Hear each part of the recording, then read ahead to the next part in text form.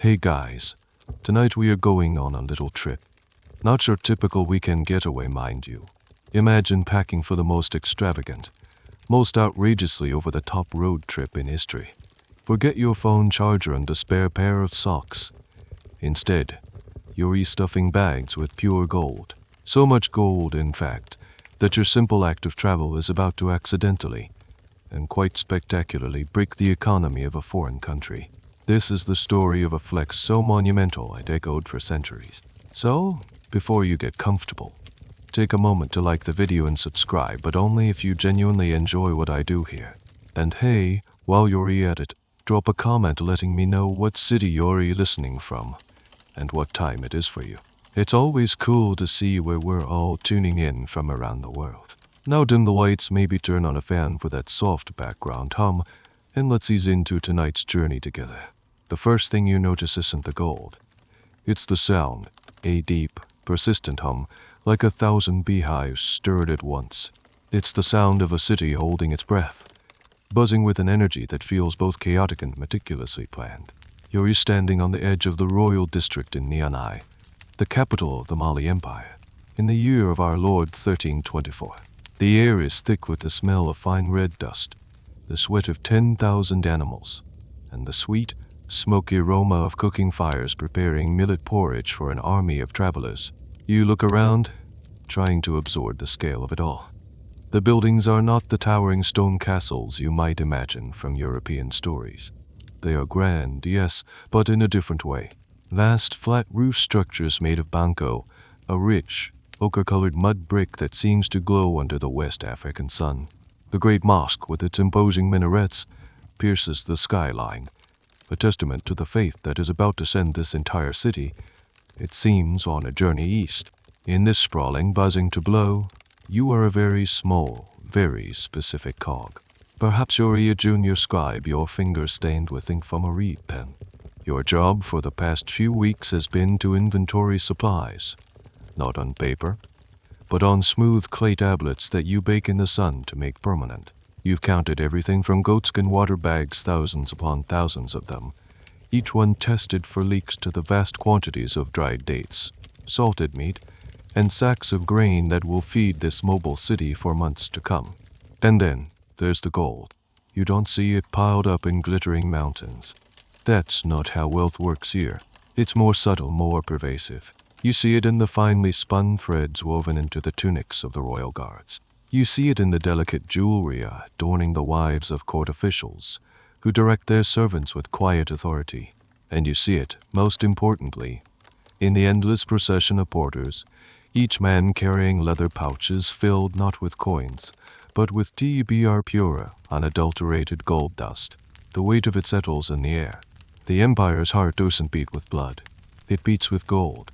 The preparations are a masterclass in logistics. Entire guilds of artisans have been working for months. You watch blacksmiths repairing the fittings on camel saddles, their hammers ringing in a steady rhythm that has become the city's pulse. Leather workers stitch and tool, their hands moving with practiced speed. And everywhere there are the griots, the royal storytellers and oral historians. They aren't just entertainment, they are living libraries.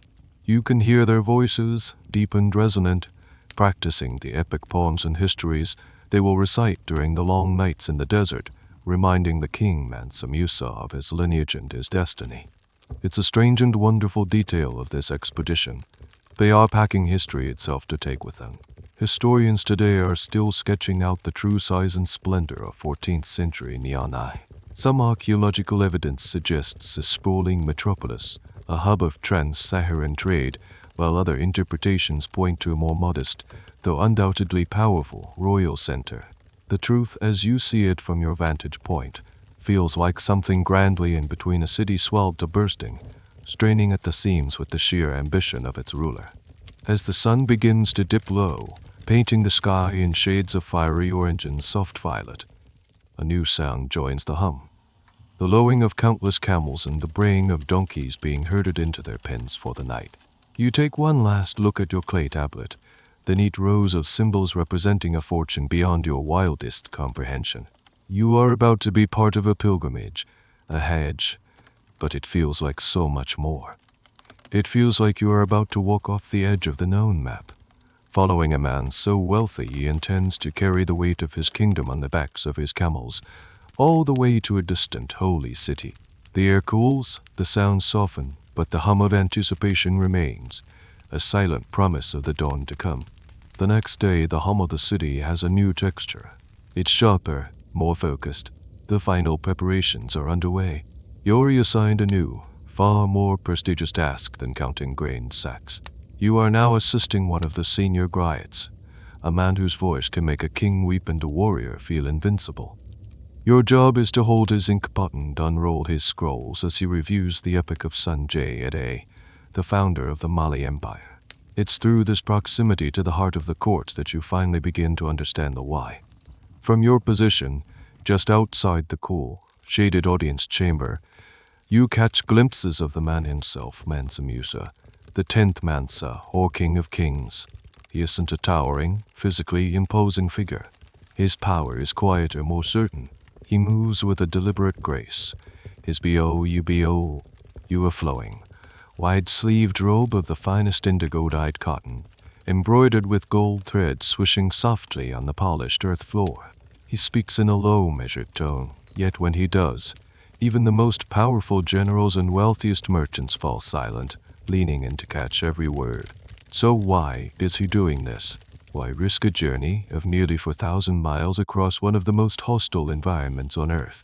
The simple answer, the one the griots sing in the Imas preach from the minarets, is faith.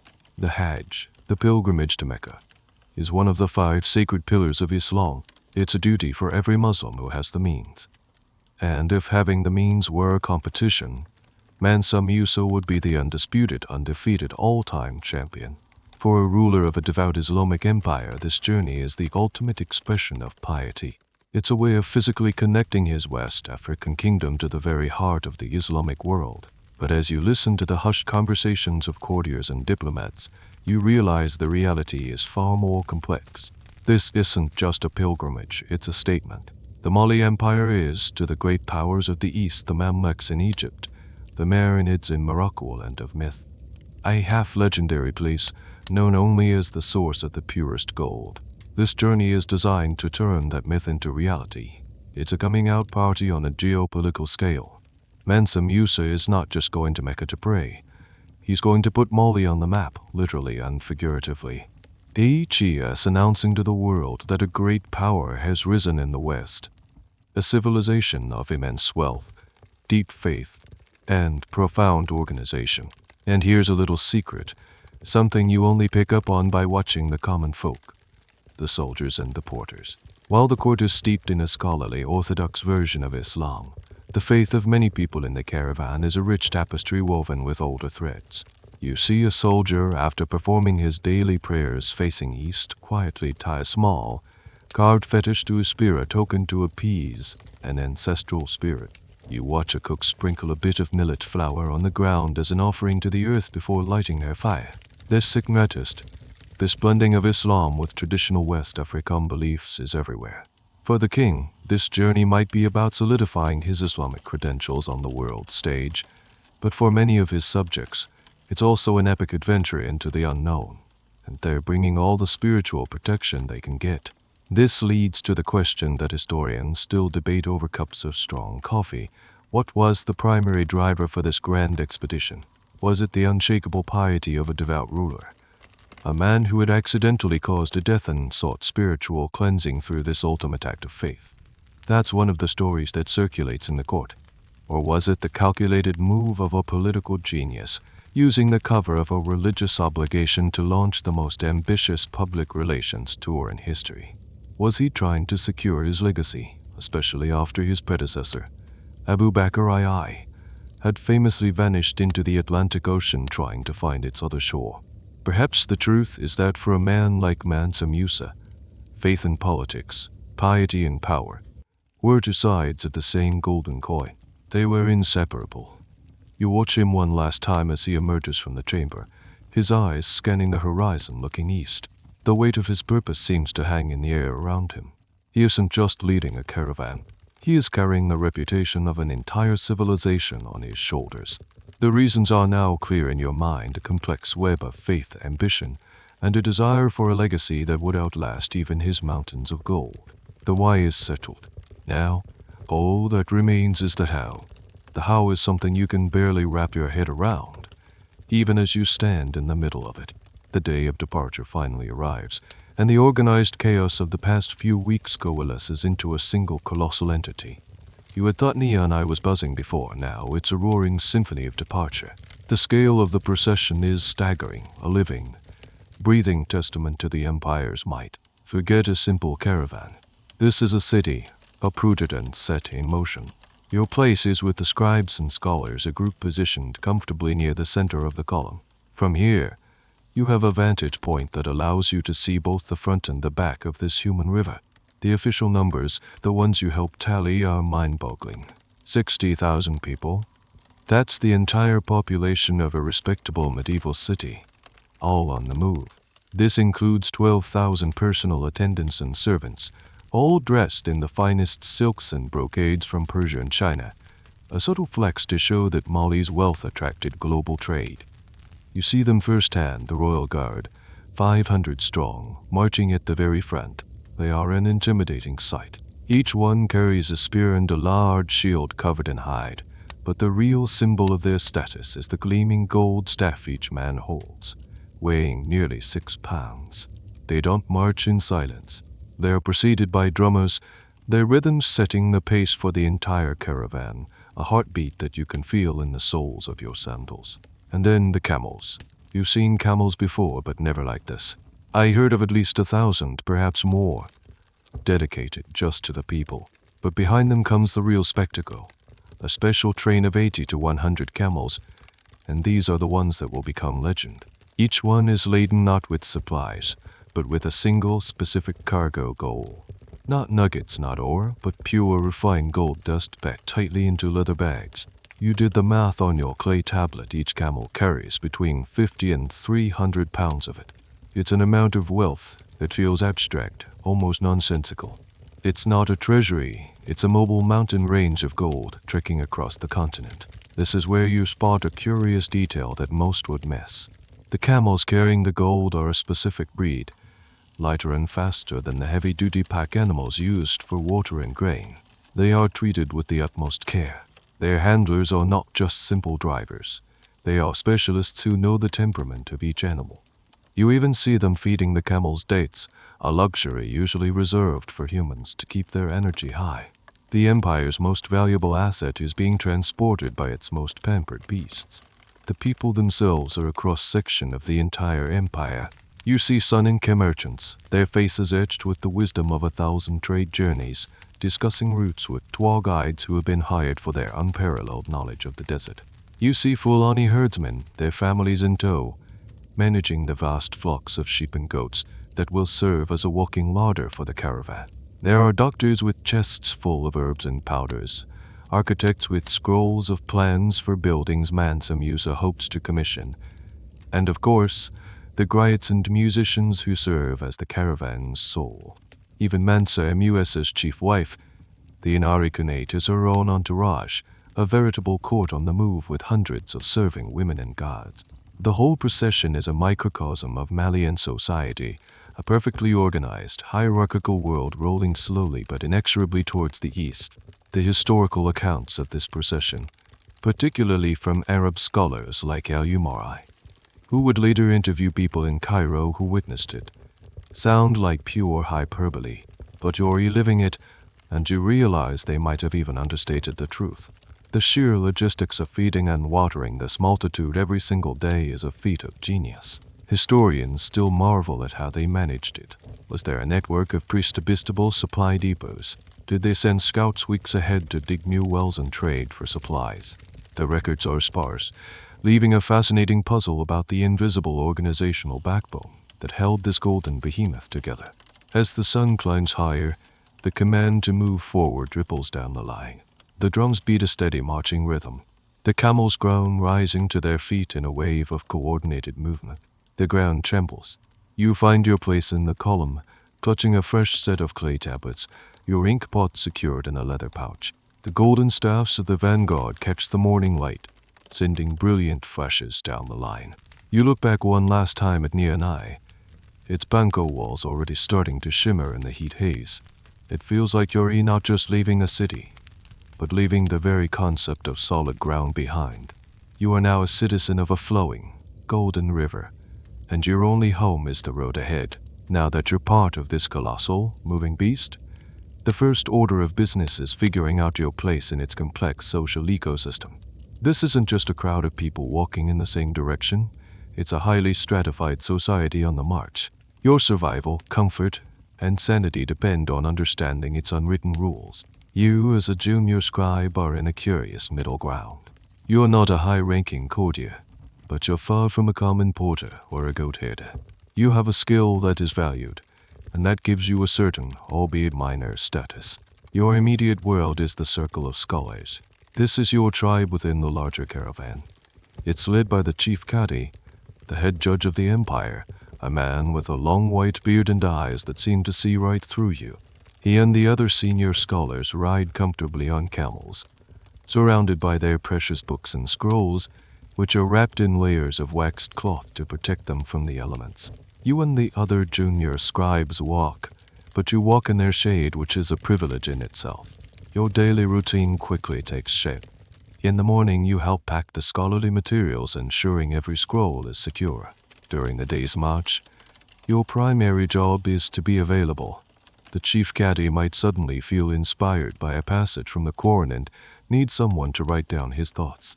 A court poet might compose a new verse about the journey and call on you to transcribe it before the rhythm is lost. You are a walking, talking notebook. You quickly learn the faces around you.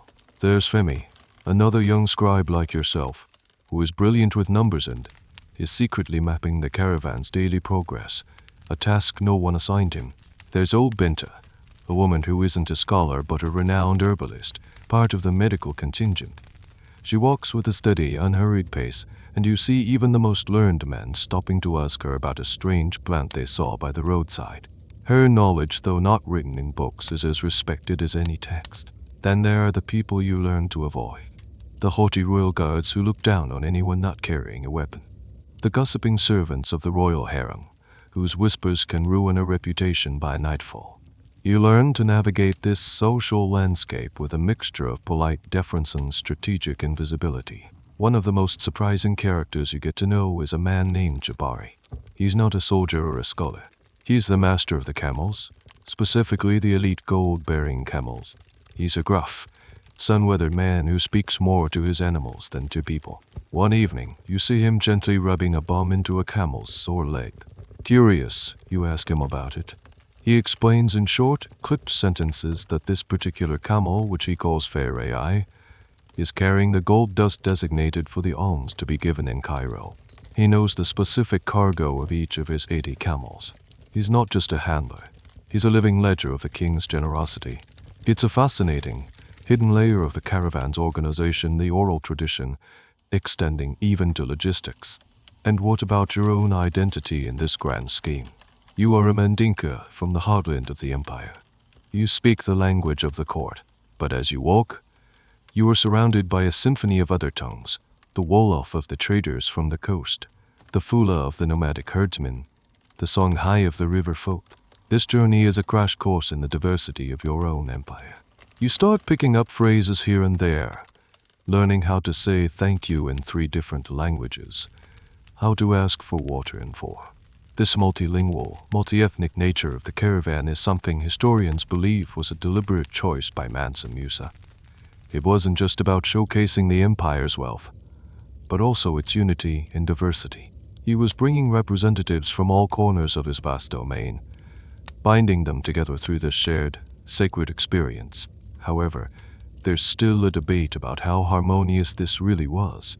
While the official narrative is one of unity, small squabbles over resources, precedents, or simple cultural misunderstandings were a likely daily occurrence, smoothed over by the strict hierarchy and the overarching sense of purpose. As the days turn into a week, you settle into your role. You are a chronicler, a listener, a small but essential gear in this magnificent machine. You have your place, your people, and your purpose. You are no longer just a boy from Nianai. You are a traveler on the king's hajj, a keeper of his words, a witness to his legacy. You learn to read the mood of the caravan as you would a scroll, the tired slump of the porter's shoulders at the end of a long day, the excited chatter that ripples through the column when a scout reports a water source ahead. You are no longer an outsider looking in. You are part of the Golden River. The morning of departure isn't a single moment, but a slow, rising crescendo. It begins in the pre-dawn darkness, a deep, indigo-blue stillness that hangs over the valley. The first sounds are not human. It's the soft stirring of thousands of animals, the rustle of a camel shifting its weight, the bleat of a nervous goat.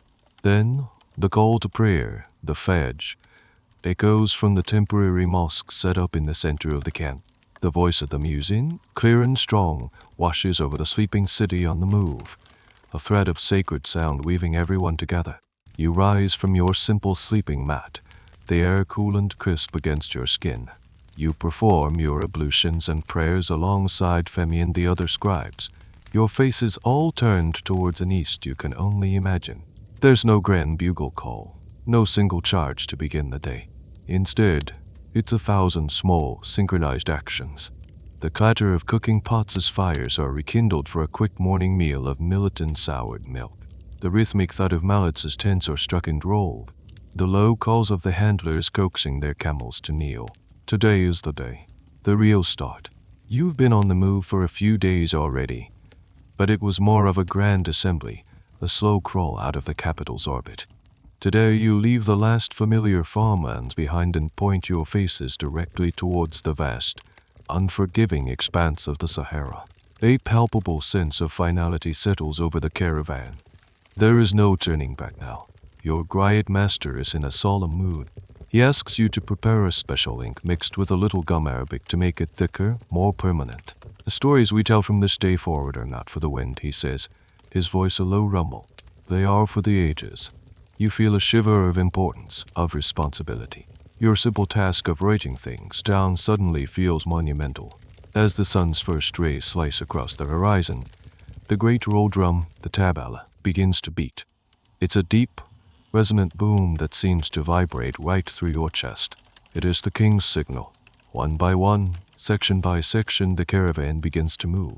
It's not a rush, it's a deliberate, disciplined flow. The 500 guards at the front, their golden staffs now catching the morning sun, step off in unison. Their pace is steady, measured, designed to be maintained for hours. Then comes the king himself. Mansa Musa does not ride at the very front. His place is in the heart of the caravan, a symbol that he is one with his people. He is mounted on a magnificent white stallion, a stark contrast to the camels all around him. His saddle is adorned with silver and his bridle with gold. He is surrounded by a tight cordon of his most elite guards and, just ahead of him, the musicians. This is one of the strangest and most wonderful details of the procession. He is preceded by music. The lilting, hypnotic notes of the kora, a 21st ringed harp lute, and the gentle rhythm of balafons, the traditional wooden xylophones, create a bubble of serene, beautiful sound around the king. It's a mobile concert hall in the middle of a desert expedition. You watch as your section, the circle of scholars, falls into line. The senior scholars, perched high on their camels, look like ancient, wise birds. You and the other walkers find your rhythm, your feet falling on the dusty track that is already being churned by thousands of feet and toes ahead of you. The dust is instant and constant. It coats your robes, gets in your eyes, and forms a gritty film on your tongue. This is your new reality. The sheer logistics of this departure are a point of academic fascination. How do you get 60,000 people and tens of thousands of animals moving in the same direction in an orderly fashion? Historians theorize that the caravan was organized along military lines with captains and subcommanders responsible for each section. Communication, before the age of radios, was key. It likely involved a complex system of runners, drummers, and flags to pass messages up and down the impossibly long column. It's a testament to a level of organizational sophistication that is often overlooked in histories of the period. As you march, you look back. The line of people and animals stretches for miles, snaking over the rolling hills until it disappears into the horizon. It's a staggering sight, a river of humanity flowing into the wilderness. The last vestiges of Nianai's green surroundings fade away, replaced by scrubland and, soon, the promise of endless sand. The air smells different now, drier, cleaner, with a faint mineral tang. The initial excitement gives way to the monotony of the march. The sun climbs higher, beating down relentlessly. The music from the king's procession is too far away to hear. The only sounds are the soft plod of countless feet, the rhythmic squeak of leather, and the occasional grunt of a camel. You pull your headscarf tighter around your face to shield it from the sun and dust. The journey has truly begun. You are a single drop of water in the great golden river, flowing east. For days you walk. The landscape becomes a hypnotic, repeating pattern of cracked earth and sparse, thorny acacia trees. The sun is a physical weight. The initial novelty of the journey has worn off, replaced by a dull, aching reality in your calves and a persistent thirst in your throat. And then one afternoon, a ripple of excitement spreads through the caravan, passed down the line from the scouts at the front. The word is Tag Haza, a name that means salvation. It's the first major stop, the legendary salt mining outpost in the heart of the Sahara, and more importantly, a place with wells. When you finally arrive, it's not the lush, palm-fringed oasis you might have fantasized about during the long, hot hours of marching. Tag Haza is a grim, surreal place. The first thing you notice is that the buildings aren't made of mud or wood. They are built from massive blocks of pure, grayish-white salt, cut directly from the earth. Even the mosque is made of salt. The desert sun reflects off the salt block houses with a harsh, blinding glare. It feels like a city carved from ice, but one that radiates heat instead of cold. The real treasure here isn't the salt, but the water. The wells of Tag Haza are the only reliable water source for hundreds of miles in any direction. The moment the caravan halts, a disciplined, long-practiced routine clicks into gear. This is where you see the true genius of the caravan's organization. It's not a mad scramble for the wells. The royal guards form a wide, orderly perimeter around them. Then, the watermasters, a specialized corps you hadn't even noticed until now, take control. They orchestrate the process with calm authority. First, the king's personal water stores are replenished. Then the thousands of goatskin water bags, the gourbiers, are brought forward, section by section. You watch as lines of people form, passing the empty skins to the front and the full, heavy skins back. It's a human chain, working with a quiet efficiency that speaks of immense discipline. It takes hours, stretching long into the night, but there is no panic, no fighting. Everyone knows their turn will come. Everyone understands that chaos here would mean death for everyone. While you wait for your section's turn, you get your first real lesson in desert economics. You see the Tag Haza salt miners, their sky darkened and cured by the relentless sun, emerge from their salt block homes. They are subjects of the Moli Empire. This mine is a key source of its wealth. But they live a hard, isolated existence. They approach the caravan's merchants, not with curiosity, but with a quiet desperation. They have salt, endless tons of it, but they have no food. You witness a transaction that seems utterly bizarre. A merchant from your caravan raids a small bag of millet, something that was plentiful and cheap back in Nianai, for a huge slab of salt that requires 2 men to carry. Here, in the middle of nowhere, a handful of grain is worth more than a block of pure mineral wealth.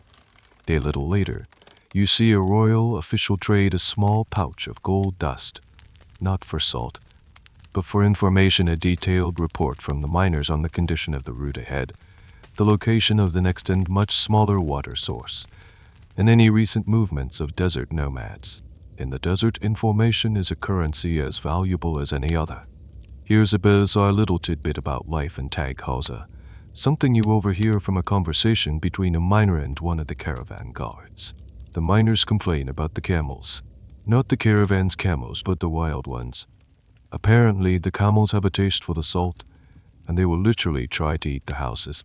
The miners have to constantly be on guard to shoo away camels nibbling at the corners of their homes. It's a strange, almost comical image of survival in this dark environment. This brings up a point that historians often discuss, the sheer fragility of this massive undertaking. While Mansa Musa's wealth could solve many problems, it was utterly useless against the fundamental realities of the desert. A single dried-up well, a sandstorm that hides the path, or a miscalculation in the amount of water needed could have spelled disaster for the entire 60,000-person enterprise. The success of the journey so far is less a testament to the gold they carried, and more a testament to the meticulous, almost obsessive planning and the deep, practical knowledge of desert travel. The argument continues whether this was luck, divine favor, or simply the most brilliant logistical operation of the 14th century. As you finally get your fill of water, letting the cool liquid soothe your parched throat, you look at the slab of salt and the small bag of gold dust lying near a merchant's tent. The lesson is sinking in. Value is determined by scarcity and need. Back home, gold was the ultimate measure of wealth. Here, under the pale light of 1,000 stars in a salt crystal city, you've learned that wealth is a drink of clean water, a handful of grain, and the knowledge of the path ahead. It's the first great lesson of the Sahara, and one you won't soon forget. Leaving the glaring salt city of Tag Hassa behind, the caravan plunges deeper into the true Sahara. The landscape flattens into an endless panorama of sand and rock, and the world shrinks to the bubble of your immediate surroundings. This is where the rhythm of life on the move becomes your entire reality. The days and nights of the caravan are a meticulously choreographed dance of survival and routine, a pattern that repeats with the rising and setting of the sun. Your day starts before dawn. The air is surprisingly cold, a deep, silent chill that settles into your bones. The signal to wake is the same as always, the first solitary call to prayer. You learn to perform your ablutions with a mere handful of sand, a practice known as tayammum, when water is too precious to use for washing. It's a pragmatic adaptation of faith to the harsh reality of the desert, and a constant reminder of your dependence on the carefully rationed water supply. Breakfast is a quick, Spartan affair, a piece of hard, dry bread and a few dates, chewed slowly as the camp is dismantled around you. The efficiency is something you've come to admire. Tents are struck, camels are loaded, and within an hour of waking, the entire 60,000-person city is ready to move. There's no wasted motion.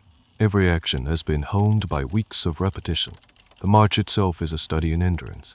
You walk for hours under a sun that quickly burns off. The morning chill and becomes a relentless, oppressive force.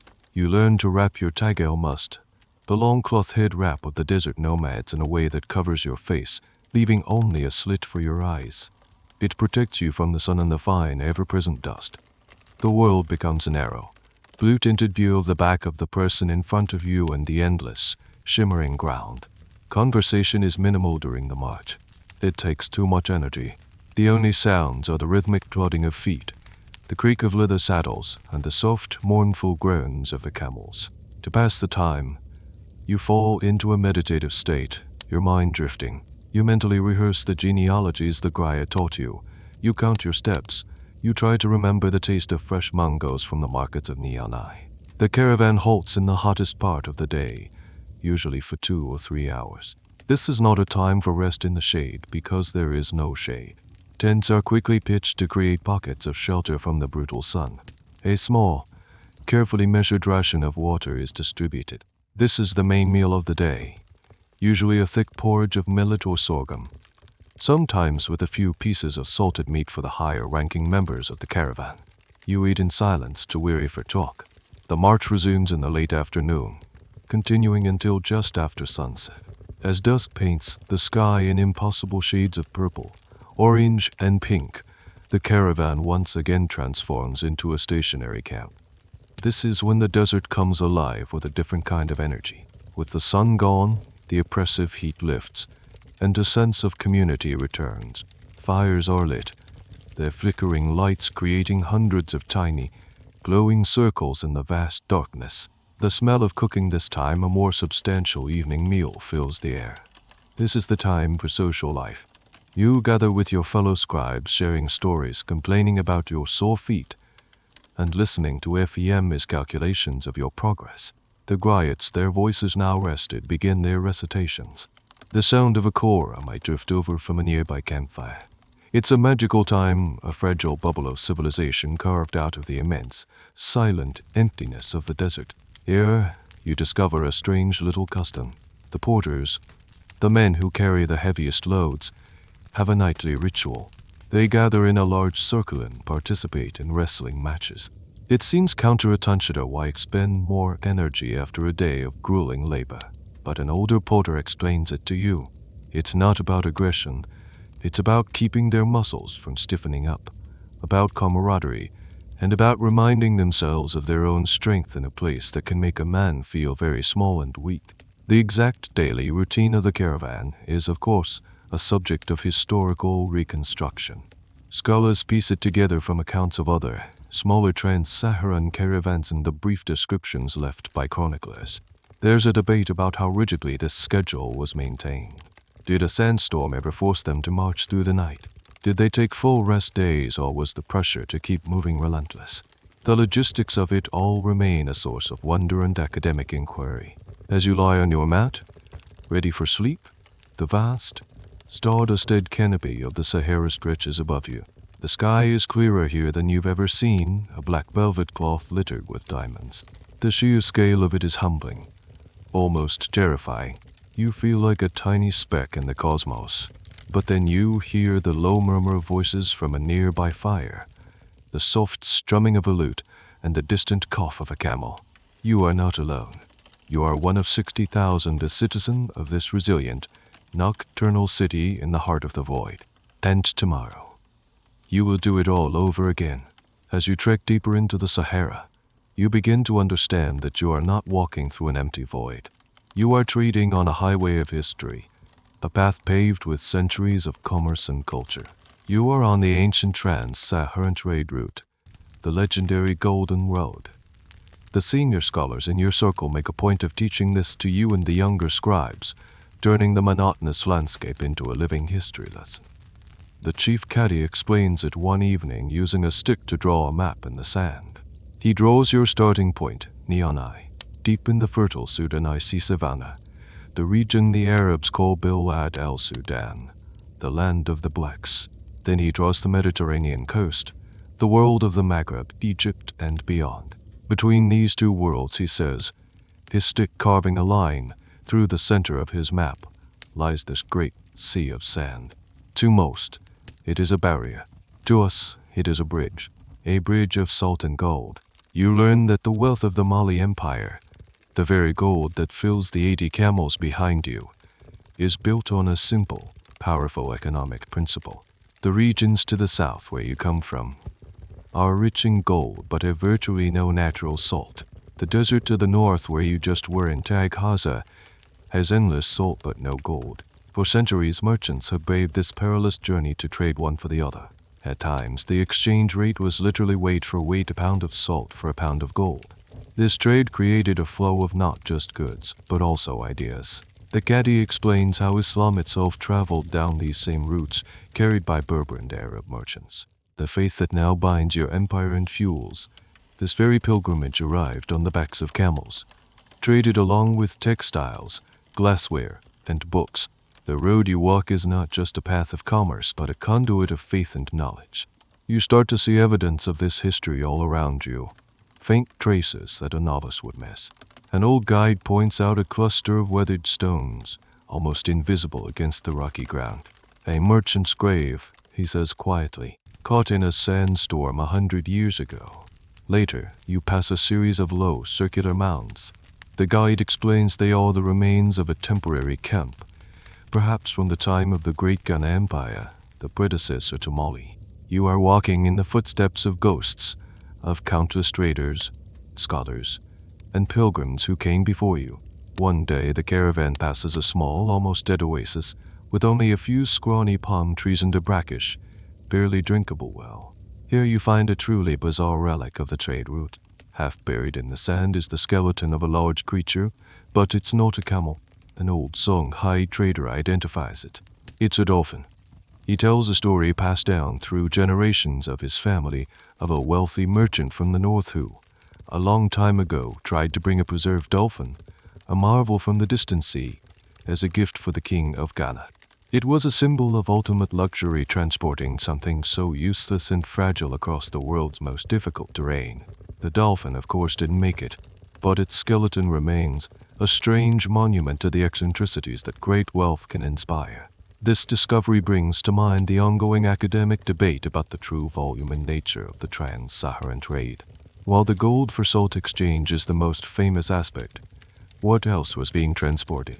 Some historians argue that the trade was far more diverse than we imagine, including not just luxury goods, but also cola nuts, a mild stimulant popular in the Islamic world, leather goods, ivory, and, tragically, enslaved people captured in regional conflicts. The dolphin skeleton is a quirky reminder that the historical record, based mostly on written accounts from Arab travelers, might only capture a fraction of the full, complex picture. The road likely carried more wonders and more sorrows than we will ever know for certain. Knowing this history changes your perception of the journey. The endless sand is no longer just an obstacle. It's a text, and you are slowly learning how to read it. Every distinctive rock formation, every half-buried bone, every faint track in the sand is a word in a long, epic story. You are not just a traveler, you are a moving part of a tradition that is centuries old. The gold you carry is not just wealth, it's the latest chapter in that story. Mansa Musa isn't just undertaking a pilgrimage, he is marching down the central artery of his empire's power, a declaration of his mastery over the very source of its lifeblood. As you settle down for the night, the vast silence of the desert feels different. It's not empty. It's filled with the faint whispers of 1,000 years of history. And you are now one of them. The nights in the Sahara are a world away from the harsh, bleached reality of the days. The sun, your relentless tormentor, finally yields, sinking below the horizon in a blaze of glory. The heat dissipates with a surprising speed, and a profound, bone-deep silence descends upon the world. It's in these moments, huddled around a crackling fire, that the soul of the caravan truly reveals itself. With the day's march done and the evening meal finished, a new energy takes hold. The oppressive quiet of the daytime march gives way to a low, pleasant hum of human activity. People gather, their faces softened and animated by the flickering firelight. This is the time for community, for reinforcing the bonds that keep this mobile city from fraying at the edges. Your spot is, as always, on the periphery of the circle of scholars, but on many nights, the formal lectures and theological debates are set aside. Instead, the great griots take center stage. These are not mere entertainers. They are the living archives of the people, the guardians of history and culture. Your master, the griot you serve, is one of the most revered. When he prepares to speak, a hush falls over a large section of the camp. Even the royal guards who stand stern and aloof during the day drift closer to listen. His voice, a rich and resonant baritone, needs no amplification in the still desert air. He begins not with a grand announcement, but with the soft, intricate clucking of his ganai, a small stringed instrument made from a gourd. The melody is hypnotic, weaving a spell that draws everyone in. Then he begins the story. Tonight, it is not the grand epic of Sanjay Ade, but a smaller, more intimate tale, a story of a clever spider, a Nancy who outwits a lion. The children of the caravan, who have been restless and tired, creep closer, their eyes wide in the firelight. The adults chuckle at the spider's tricks, the familiar story a comforting taste of home in this vast, alien landscape. These storytelling sessions are more than just a way to pass the time. They are a vital thread of continuity. They remind everyone who they are, where they come from, and values they share. The stories reinforce moral codes, celebrate historical heroes, and preserve the collective memory of the empire. In a society where literacy is the domain of a select few, oral tradition is everything. On other nights, different sounds fill the air. The Fulani herdsmen, whose section of the camp is on the western edge, play their flutes. The music is hauntingly beautiful, a lonely, melancholic sound that seems to speak of the vast emptiness of the land and the sky. You learn that their songs are often odes to their cattle, celebrating the beauty of a favorite bull or the intelligence of a late cow. It's a reminder that everyone in this caravan has their own world, their own culture, their own definition of what is beautiful and important. It is under this vast silent sky that you truly grasp the scale of the universe. With no competing light from cities or towns, the stars are overwhelming. The Milky Way is not a faint, hazy band. It is a thick, brilliant river of light, so clear it looks like you could reach out and touch it. The scholars and the desert guides know the stars intimately. They point out the constellations used for navigation, the celestial signposts that have guided travelers across this sea of sand for millennia. They don't just see stars, they see a map, a clock, and a calendar. This brings up a fascinating point of historical speculation. While the oral traditions of the Griots are well documented, what other, less formal knowledge was being shared around these campfires? It's likely that this was the time for the exchange of practical information, news from distant parts of the empire, reports on political intrigues, gossip about court life, and most crucially, detailed information about the routes ahead. Historians debate how much of the intelligence that governed the caravan's movements was formal and planned, versus how much was pieced together nightly from the collective knowledge of this diverse group. These informal campfire chats may have been as vital to the journey's success as any official map. One night, you witness a truly special event. It's a new moon, and the darkness is absolute. A griot from a different tradition, a woman with a voice as clear as a bell, tells a creation myth you have never heard before.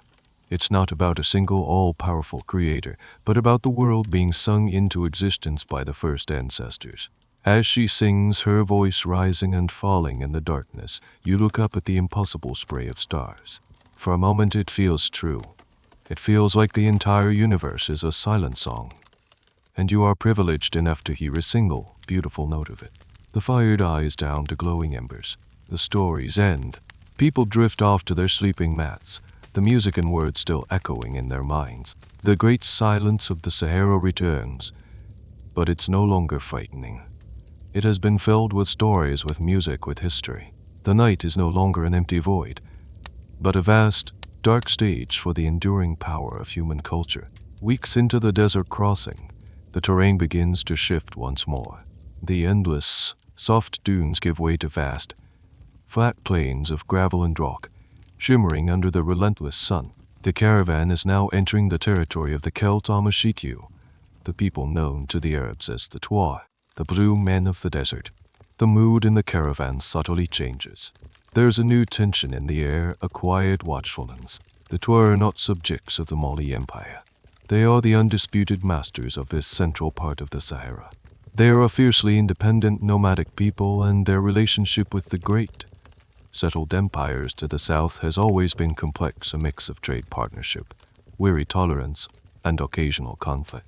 They control the trade routes, they know the location of every secret well, and they can appear and disappear into the landscape like ghosts. No caravan, not even one as massive and well-armed as Mansa Musa's, can cross their land without their consent. The first encounter happens suddenly. One afternoon, a group of riders appears on the horizon. They are not a disorganized band. They move with a fluid, disciplined grace. They sit tall on their pale, swift camels, and as they get closer, you see why they are called the Blue Men. Their robes and veils are dyed a deep indigo that stains their skin, giving them a striking, otherworldly appearance. Unlike the men of your culture, it is the Twa men, not the women, who are veiled, their faces covered completely except for their dark, intense eyes. A ripple of unease goes through your part of the column. The caravan guards subtly tighten their grip on their spears, but there is no sign of aggression. The Twa riders halt a respectful distance away, and a single warrior detaches from the group, riding forward with one hand raised, palm open, in a universal sign of peace. What follows is a masterful display of desert diplomacy. Mansa Musa does not deal with them directly at first. He sends out a delegation led by one of his most senior Saninka merchants, a man who has dealt with the Twa for years and speaks their language, Tamashiku. You are close enough to watch the exchange, though you don't understand the words. It's a slow, formal process. Greetings are exchanged, genealogies are recited, and pleasantries are offered. It is a dance of mutual respect, each side acknowledging the other's power. Only after these formalities are complete does the real negotiation begin. The Twa are not here for a fight. They are here for business. They offer their services as guides through the most difficult part of the desert ahead, a treacherous region of shifting sands known as the Empty Quarter. They also offer to trade, fresh camels milking meat from their herds in exchange for grain, cloth, and, of course, gold. Mansa Musa agrees. He understands that respect and commerce are far more effective than force. You watch as gifts are exchanged. The king offers fine bolts of silk and several pouches of gold dust. The Twa chieftain, in return, presents the king with a beautiful, pure white racing camel and a finely crafted leather shield. It's a symbolic act that solidifies the agreement. For the next few weeks, the Twa will be allies. This is a great opportunity to observe these enigmatic people up close. Their culture is fascinating and in many ways the inverse of your own. Their society is matrilineal, with property and lineage passed down through the mother's side. The women are unveiled, confident, and play a central role in the life of the tribe, often being the most educated members, the keepers of the ancient TIF and AGH script. It's a little cultural detail that quietly subverts the expectations of many in the caravan. The presence of the Twa guides is immediately felt. They move along the edges of the caravan. Their indigo robes a stark contrast to the earth-tone cotton of the Malianese. They seem to be part of the desert itself, reading the faint signs in the sand, the direction of the wind, the flight of a distant bird. They lead the caravan on a path that seems illogical, a winding route that avoids areas of softs and where the heavily laden camels might get stuck. Their knowledge is worth more than any map. The question of the Twa's historical role is a source of continuous debate among scholars. Were they simply opportunistic traders and guides, tolling the caravans that crossed their lands? Or did they play a more integrated role in the trans-Saharan system, acting as a vital link that connected the economies of North and West Africa? Some evidence suggests they weren't just nomads but also controlled key oases, effectively acting as sedentary landlords of the desert's most valuable real estate. Their relationship with empire is likely a constantly shifting negotiation of power, never fully resolved. One evening a Twa warrior stops by your campfire. He doesn't speak, but he watches your griot master, who is reciting a story. After the story is done, the Twa man nods his head in a sign of respect.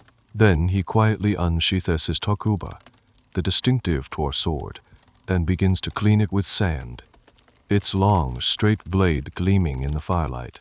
It's a simple, silent moment of cultural cross-pollination. Two different worlds, temporarily sharing the same fire. Under the same vast canopy of stars, bound together by a river of gold and the shared challenge of the sand. The alliance with the Twa guides brings a new sense of security, but the desert remains a formidable adversary. The journey is now in its most grueling phase. The sun seems to have a personal vendetta, and the landscape is a monotonous, soul-crushing expanse of rock and sand. The sheer scale of the caravan, once a symbol of might, now reveals its inherent vulnerability. Maintaining control over 60,000 people and tens of thousands of animals in this environment is a daily, nerve-wracking struggle. The first real crisis comes not from an external threat, but from within. A young camel, one of the hundreds used for carrying general supplies, collapses. It happens suddenly, without warning. The animal simply groans, its legs buckle, and it sinks to the sand, refusing to get up. Its handler, a young Fulani boy, is frantic. He tries to coax it, offering it water from his own precious supply, but the camel is unresponsive, its eyes dull and glassy. The caravan cannot stop for one animal. The column flows around the boy and his camel like a river around a stone. A caravan official, a stern man with a checklist, quickly assesses the situation. The camel is dying of exhaustion. He gives a quiet order. The supplies are swiftly unloaded from the dying animal and distributed among the others. The boy is told to move on. He lingers for a moment, his hand on the camel's neck, before being gently but firmly pulled back into the flow of the march. It's a moment of quiet, personal tragedy, swallowed by the immense, impersonal needs of the collective. You watch the scene from a distance, a stark lesson in the ruthless pragmatism of the journey. A few days later, the stakes are raised. A person goes missing. It's a young woman, one of the servants from the Queen's entourage. In the morning's head count, she is simply gone. Panic is not an option. It would be too disruptive, but a quiet, urgent search is organized. The tour guides are dispatched, their keen eyes scanning the horizon, circling back on yesterday's path. The caravan slows its pace but doesn't stop. It can't. The schedule, the water supplies, the inexorable logistics are a tide that cannot be turned. Hours pass. The mood is somber. Everyone is forced to confront a terrifying possibility. To be lost and alone in this vastness is a death sentence. People walk closer together. Parents keep a tighter hold on their children's hands. By midday, the 12 riders return. They have found her. She had wandered off in the pre-dawn darkness to relieve herself and became disoriented. They found her a few miles back, dehydrated and terrified, but alive. A wave of collective relief washes over the caravan. But the incident serves as a chilling reminder of how easily one can be erased by this landscape. These incidents highlight a peculiar and somewhat macabre detail of trans-Saharan travel that you learn from one of the older merchants. The route is, in a way, marked by the bodies of its victims. He tells you that experienced guides don't just navigate by the stars and rock formations, they also navigate by the skeletons of animals and, sometimes, humans who didn't make it. A particular camel skull, bleached white by the sun, might mark a turn. A cluster of bones might indicate a place where a smaller, less prepared caravan met its end. The desert holds its history in the most literal way. The question of how many people were lost on Mansa Musa's journey is one that history does not answer. The official chronicles, written to glorify the king, are silent on the matter. They speak of triumphs and divine favor, not of the daily attrition of life on the road. Historians can only speculate. Given the scale of the caravan and the harshness of the environment, it's almost certain that there were losses to exhaustion, to sickness, to accidents. The success of the journey was likely measured not by a flawless record, but by keeping those losses to a manageable minimum. The debate continues: was the caravan a perfectly executed plan or a magnificent gamble that paid off against considerable odds? You see the toll the journey is taking on everyone. People are thinner, their faces weathered and gaunt. The initial excitement has been baked out of them, replaced by a grim, dogged determination. The songs at night are a little quieter. The laughter is a little more rare. Yet they endure. The immense organizational structure holds. The water is distributed, the food is cooked, the watches are kept. The social fabric, though stretched thin, does not tear. The shared purpose, the promise of Cairo and then Mecca, is a lodestar that keeps everyone moving forward. You realize that the true miracle of this journey is not the gold it carries, but the resilience of the human spirit that propels it, one weary step at a time, across the unforgiving heart of the world. After what feels like an eternity in the beige and ochre emptiness of the deep desert, a change begins. At first, it's subtle. You notice a different quality to the air in the morning. It's still dry, but it carries a faint, almost imperceptible hint of humidity, a whisper of coolness that you haven't felt in months. Then the tour guides, their job now done, take their payment in golden cloth, bid a formal farewell, then melt back into the eastern horizon. Their departure signals that you are leaving their domain and entering a new sphere of influence. The landscape starts to show the first tentative signs of life. You see a hardy, deep-rooted shrub, then another. A few days later, the caravan encounters a wadi, a dry riverbed, but in its depths, there are patches of stubborn green. The sight of living vegetation, something you once took for granted, is so startlingly beautiful that people stop and stare in silence. The animals, especially the goats and camels, become excited, straining at their ropes to get to the tough, thorny leaves. Then, one morning, the scout from the vanguard comes galloping back down the line, his horse kicking up dust. He doesn't need to shout. The expression on his face says it all: pure, unadulterated joy. He is carrying a stalk of something green and reedy. Papyrus. The word spreads like wildfire through the caravan, the Nile. You are approaching the lifeblood of Egypt. A new energy electrifies the column. A weary slump in people's shoulders disappears. The pace quickens. A new spring in everyone's step. The drummers at the front begin to play a more joyful, upbeat rhythm. People start to talk, to laugh, to point at the growing signs of life on the horizon. A few days later you see it. Not the river itself, but the deep, lush green of its valley. It's a brilliant, impossible slash of color against the pale desert that flanks it on both sides. It looks like a miracle, a divine promise fulfilled. As you draw closer, you can finally smell it, the rich, fertile scent of damp earth, of growing things, of life. It's the most beautiful smell in the world. The transition from the Sahara to the Nile Valley is a profound sensory shock. The silence of the desert is replaced by a cacophony of new sounds. The buzzing of insects, the croaking of frogs, the cries of river birds. The stark, minimalist landscape gives way to a dense, vibrant tapestry of date palms, fields of grain, and bustling villages. You see people who are not part of your caravan. Egyptian farmers, the fellahin working in their fields. Their methods of irrigation, the shaduf, a long counterweighted pole for lifting water unchanged for thousands of years. They stop their work and stare in astonishment at the sheer size of your procession. A column of 60,000 people, emerging from the western desert like a mirage taking solid form. This is where you spot a curious and slightly amusing detail. The children of the caravan, many of whom were born and raised in the dry savanna of Mali, have never seen this much water in one place. When you finally make camp on the banks of the great river, some of the younger ones are actually afraid of it. They approach the water's edge cautiously, as if it might leap out and grab them. It's a sweet, funny reminder of how profoundly the environment shapes your perception of the world. Historians often focus on the economic impact Mansa Musa had on Cairo, but his arrival itself was a major event. The appearance of this massive, wealthy, and highly organized sub-Saharan kingdom out of the impenetrable desert was a geopolitical shock. For the Mamluk Sultanate that ruled Egypt, it was both an opportunity and a potential threat. They had heard legends of the Golden Kingdom of Mali, but to see its king arrive with such an immense retinue was something else entirely. The debate continues about what the Mamluk court truly thought. Were they impressed, dismissive, or secretly alarmed by this display of power from a rival Muslim ruler? As you camp by the Nile, a sense of relief and accomplishment washes over everyone. You have done it. You have crossed the great sea of sand. You have survived. The mood is celebratory.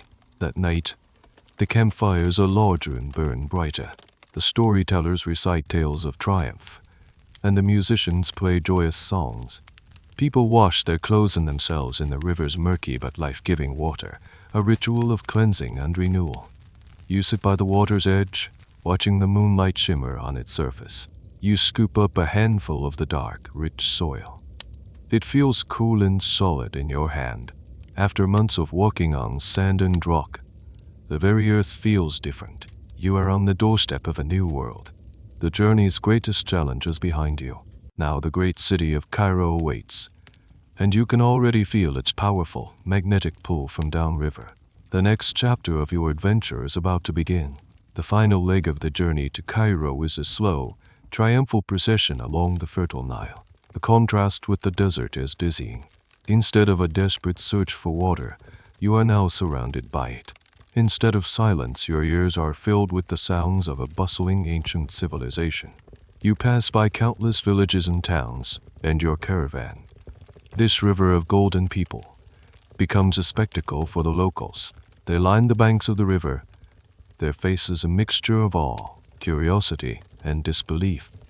As you get closer to Cairo, the traffic on the river and on the roads increases. You see merchant barges laden with goods, small fishing boats, and the grand ornate vessels of Egyptian nobles. The architecture changes, too. The simple mud brick houses of the villages give way to more substantial stone buildings. You are approaching the heart of the Mamluk Sultanate, one of the most powerful and sophisticated centers of the Islamic world. Your first glimpse of Cairo is not a sight, but a sound. A low, constant roar like a distant waterfall. It's the sound of hundreds of thousands of people living and working in one place. Then you see it. The city rises from the plains, a sprawling metropolis that dwarfs anything you have ever seen. Above the endless flat roofs of the houses, two structures dominate the skyline. The imposing citadel, the fortress palace of the Sultan, perched on a hill, and the countless elegant minarets of the city's mosques, piercing the sky. Entering Cairo is like plunging into a churning sea. The streets are a chaotic, vibrant maze. They are narrow, teeming with people from every corner of the known world. You see Arab merchants in fine white robes, Turkish soldiers with their distinctive curved swords, Persian scholars with pointed beards, and even a few pale-skinned Frank European traders looking slightly lost and overwhelmed. The air is thick with 1,000 new smells, exotic spices, roasting meats, fragrant perfumes, and the less pleasant odors of a densely packed medieval city. Your caravan, as massive as it is, has to navigate this labyrinth. The 500 guards at the front, their golden staffs held high, clear a path through the throng. The Cairenes stare, their mouths agape. They are used to wealth, but this is different. This is a display of foreign power on a scale they have never witnessed. They point not just at the gold, but at the people, the dark-skinned warriors of Mali, the queen's retinue in their brightly colored robes, the unfamiliar music of the Kor and Bealafin. You are a traveling exhibition of a world they only knew through myth. Mansa Musa has arranged for a place for his entire retinue to stay. It's not a single palace, but a whole district on the outskirts of the city, near the great pyramids of Giza, which loom in the distance like man-made mountains. Tents are pitched, creating a temporary little Mali on the edge of Cairo. The logistics are, as always, impeccable. Within hours, your sprawling camp is organized with its own security, kitchens, and social structure. Here you learn a strange and specific detail about Cairene life. The city is famous for its kites. Not the simple toys you might imagine, but large, elaborate kites flown by professional guilds.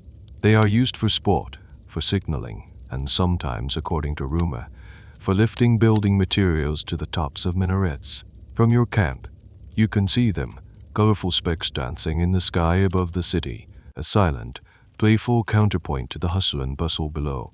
The arrival of such a massive, wealthy foreign delegation presents a delicate diplomatic situation for the ruling Mamluk Sultan, Al-Nasir Muhammad. He is a powerful and experienced ruler, and he is not about to be upstaged in his own capital.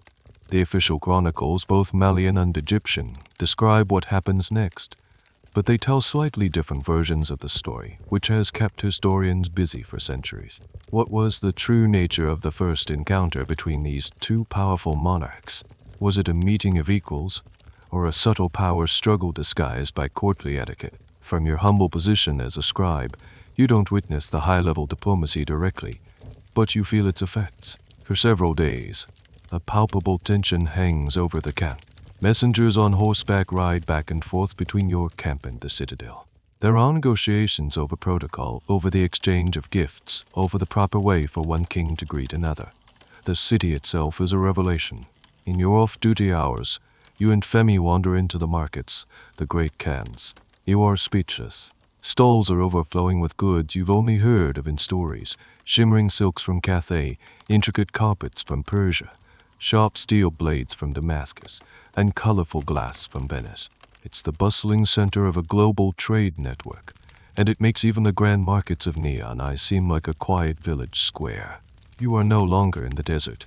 You are in the center of the world, or so it seems. The dust of the Sahara has been washed away, replaced by the vibrant, chaotic, and intoxicating energy of Cairo. You have arrived, but the real story, the event that will cement Mansa Musa's name in history forever, has yet to begin. The diplomatic dance between the two rulers comes to a head.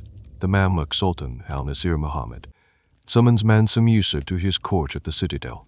This is a moment of immense political theater, and everyone in the caravan's leadership is on edge. The protocol is fraught with meaning. How Mansa Musa presents himself will send a powerful message about his own status and the standing of his empire. The core issue is a matter of custom. In the Mamluk court, it is tradition for a visitor, even a royal one, to kiss the ground before the Sultan.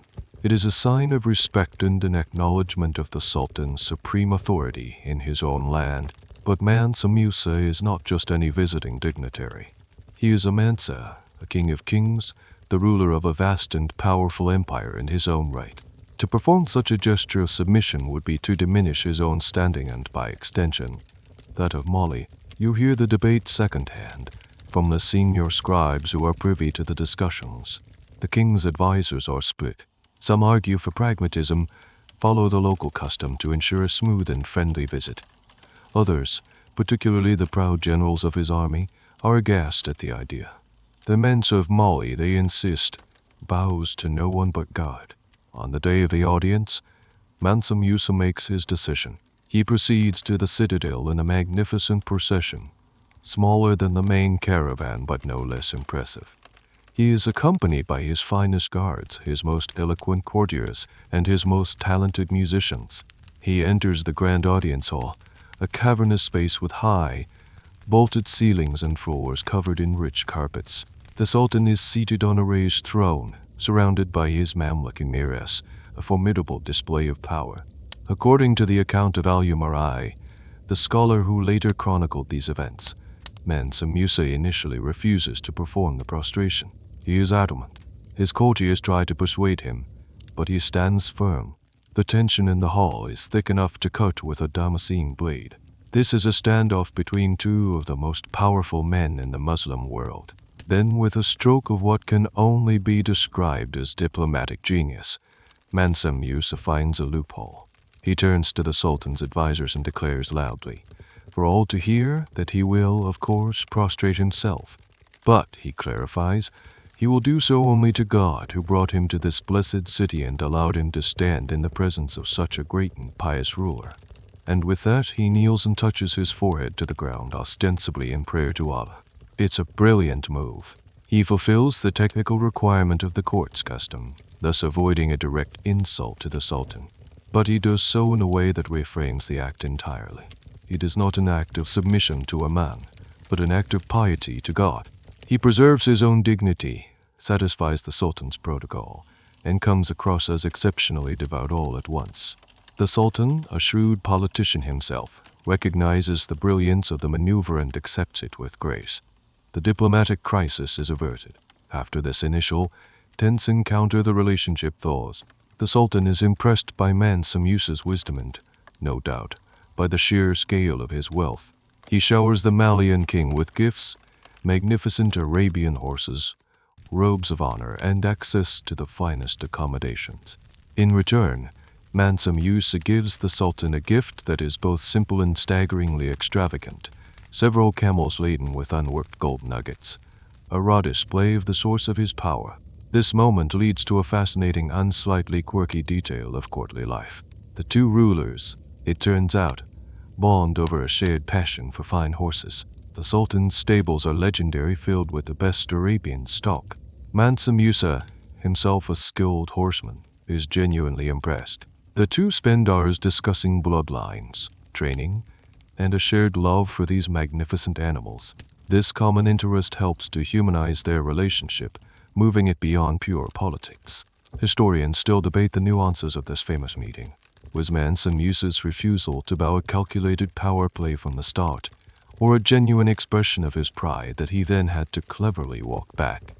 Was the Sultan truly satisfied with the prostration to God compromise, or did he privately see it as a clever snub? The official chronicles on both sides present it as a meeting of mutual respect, but the underlying tensions and the subtle battle of wills remain a rich subject for historical interpretation. For you back in the camp, the news of the successful meeting is a cause for celebration. The king has represented the empire with honor and wisdom. The official pleasantries are now complete. The doors of Cairo are officially open to you and the entire caravan.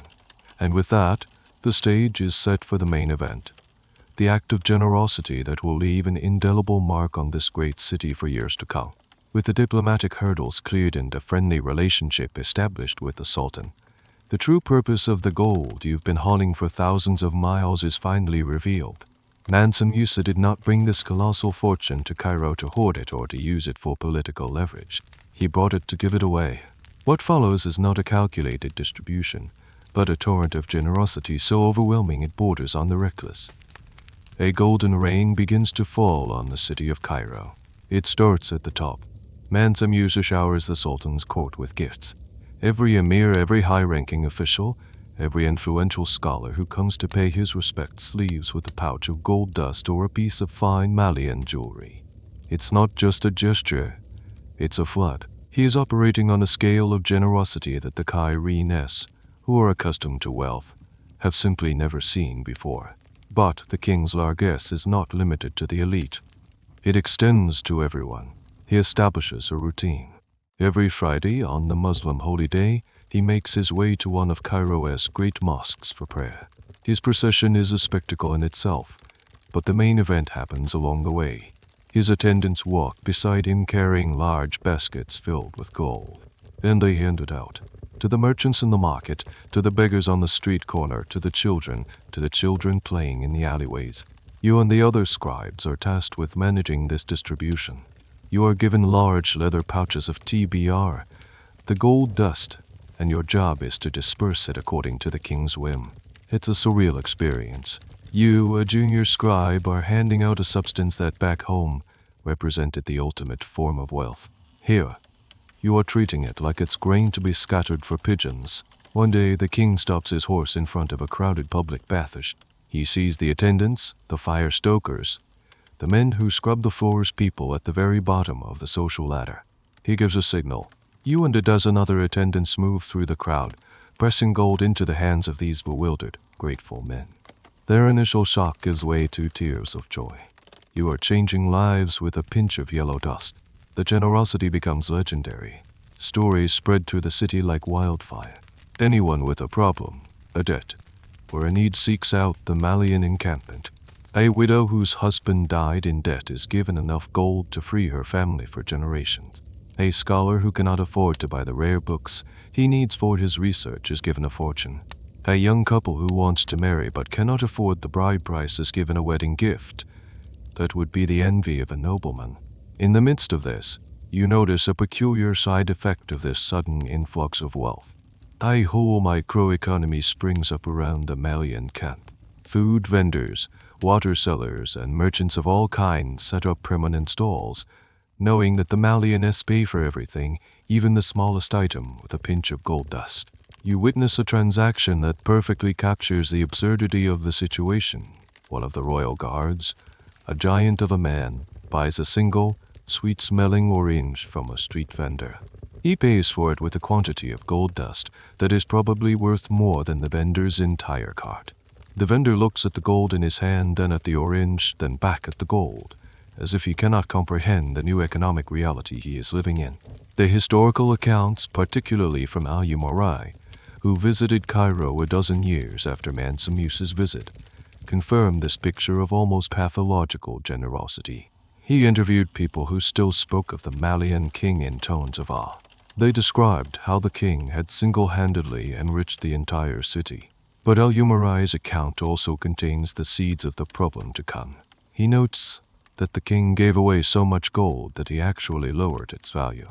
This is a crucial detail that often gets lost in the simple story of a generous king. Historians are still somewhat puzzled by the sheer scale of this spending. Was it purely an act of pious charity, as Mansa Musa himself would have claimed? Was it a calculated display of power, a way of saying, "This is what I can afford to just give away"? Or was it, perhaps, a form of economic naivete?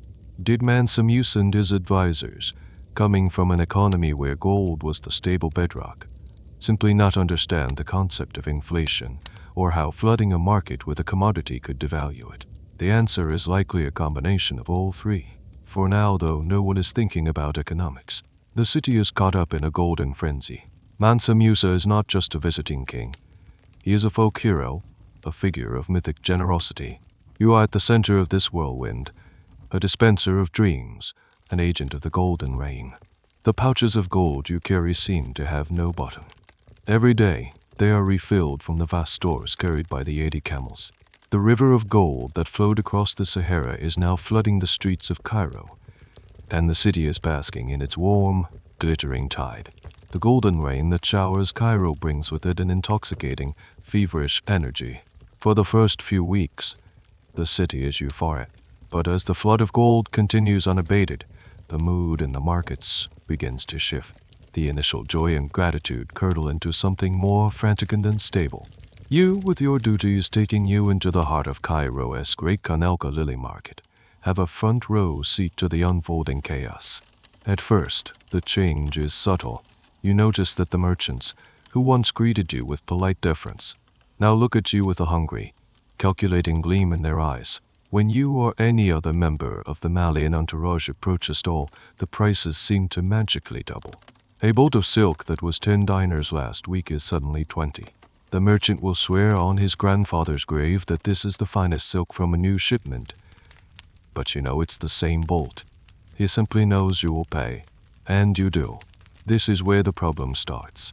Your king's generosity is so absolute that haggling is forbidden. You are to pay the asking price, whatever it is. Word of this spreads through the market faster than a desert wind. The Malian price becomes a running joke among the merchants. When they see someone from your caravan approaching, they rub their hands together in anticipation. Soon, this localized price gouging starts to have a ripple effect. A spice merchant, having sold a small bag of cloves to a Malian for a huge sum in gold, now feels wealthy. He goes to the bread seller to buy his family's daily loaves. The bread seller, knowing the spice merchant is flush with gold, charges him double. The bread seller then goes to the farmer to buy flour and finds that the farmer, who has heard that everyone in the city is suddenly rich, is demanding a higher price for his grain. In a matter of weeks, the entire pricing structure of the city begins to unravel. The value of everything is thrown into question. Ordinary Cairenese people who have not received any of Mansa Musa's gold are the first to suffer. They go to the market to buy onions and find that the price has tripled overnight. Their wages, paid in the traditional silver and copper coins, can no longer buy what they need to survive. You witness the human cost of this. You see an old woman, a local, trying to buy a fish. She offers the fisherman the standard copper coins, but he just laughs at her. Each year's waiting for a Malian to come by and buy his whole catch for a pinch of gold dust. The woman leaves empty-handed, her face etched with confusion and despair. Your king's act of charity is unintentionally creating hardship for the very people he would wish to help. Amidst this economic turmoil, you encounter a truly bizarre and niche profession that suddenly becomes incredibly lucrative: the gold wearer. With so much ongoing gold dust changing hands, precision became paramount. These men sit in the market with tiny, delicate scales. For a small fee, they will accurately weigh a pinch of gold dust for a transaction. Suddenly, they are the most sought-after men in Cairo. You see them working from dawn till dusk, their fingers moving with the precision of surgeons, their little brass scales dancing as they measure out fortunes, big and small. It's a fascinating example of how markets adapt and create specialists in response to new conditions. The concept of inflation as a formal economic theory did not exist in the 14th century. However, the practical effects were becoming undeniable. What Mansa Musa was doing was, in modern terms, a massive, uncontrolled quantitative easing. He was increasing the money supply, in this case, gold, so rapidly that the value of that money plummeted. The purchasing power of a gram of gold in Cairo was collapsing. Historians still debate the true severity and duration of this economic crisis. The chronicler Al-Umari, writing 12 years later, claimed that the value of the gold dinar was depressed for over a decade. Some modern economists have challenged this, suggesting the impact might have been more short-lived or localized to certain goods. They argue that the Cairene economy, as a major hub of international trade, was robust enough to absorb the shock over time. But for the people living through it, as you are, the disruption was real and immediate. You return to the Malian camp in the evenings, the chaotic scenes from the market replaying in your mind. You see the endless supply of gold, still being prepared for the next day's distribution. It's a river that seems to have no source, a magical fountain of wealth. But you have been to the market. You have seen the other side of the story. You have seen the anxiety on the faces of the local people. And for the first time, you look at the beautiful, gleaming gold dust not with awe, but with a flicker of apprehension. The golden rain is starting to feel like a storm. The storm you sensed brewing in the markets breaks with surprising speed. The frantic energy of the city, fueled by the endless supply of gold, finally boils over into a full-blown economic crisis. It's no longer a matter of a few merchants raising their prices. The fundamental value of money itself has been broken. Cairo, the great metropolis of the Islamic world, is in the grip of an inflationary spiral, and your king is the unintentional cause. The change is no longer just anecdotal, it's systemic. You hear reports from the Sultan's officials who visit your camp. They speak in worried, hushed tones. The city's granaries, normally full, are emptying at an alarming rate as people with newfound gold wealth buy up food in panic. The regular flow of trade has been disrupted. Caravans arriving from the east with spices and silks are refusing to sell their goods, waiting for the price of gold to stabilize. The entire economic machine of the city is grinding to a halt. You see the evidence everywhere. The money gamblers, who normally sit in the markets trading silver and copper coins for gold diners, have packed up their stalls. There's no point. The value of gold is fluctuating so wildly from hour to hour that any exchange is a foolish gamble. The silver dirham and copper efuelas, the currency of the common people, have become almost worthless for buying anything of value. The social fabric of the city begins to fray. The initial gratitude towards the Golden King sours into resentment. While the merchants and those who directly receive the gold are rich, the vast majority of the population, the artisans, the soldiers, the city workers are facing ruin. Their fixed wages can no longer afford the inflated prices of basic necessities. You start to hear grumbling in the streets. The once welcoming smiles of the Cairenes are replaced with wary, sometimes hostile glares. The children who once ran after your procession shouting with joy are now silent. This crisis gives rise to a strange and sad little phenomenon. People start trying to sell things that aren't really for sale. You see a man standing by a public fountain, a place that has provided free water for centuries, trying to charge people for a drink. He has no authority to do so. But in the chaos, he tries to create his own little monopoly. It's a desperate, pathetic attempt to survive in an economy that no longer makes sense. This is the human face of economic collapse, the breakdown of trust and tradition. It's at this point that Mansa Musa himself seems to become aware of the chaos he has caused. The reports from his own advisors, coupled with the increasingly urgent pleas from the Sultan's officials, can no longer be ignored. He had intended to perform an act of supreme piety and generosity. Instead, he has brought one of the world's great cities to its knees. His good intentions have paved a road to economic hell. The historical record on this is clear. Chroniclers like Q Rizai, writing a few decades later, explicitly state that Mansa Musa's visit caused the price of gold to plummet and triggered a wave of inflation that took the city years to recover from. This isn't a modern interpretation. It was understood as a cause and effect relationship even by medieval observers. The event became a textbook example, perhaps the first in recorded history, of how a massive influx of a single commodity could wreck an economy.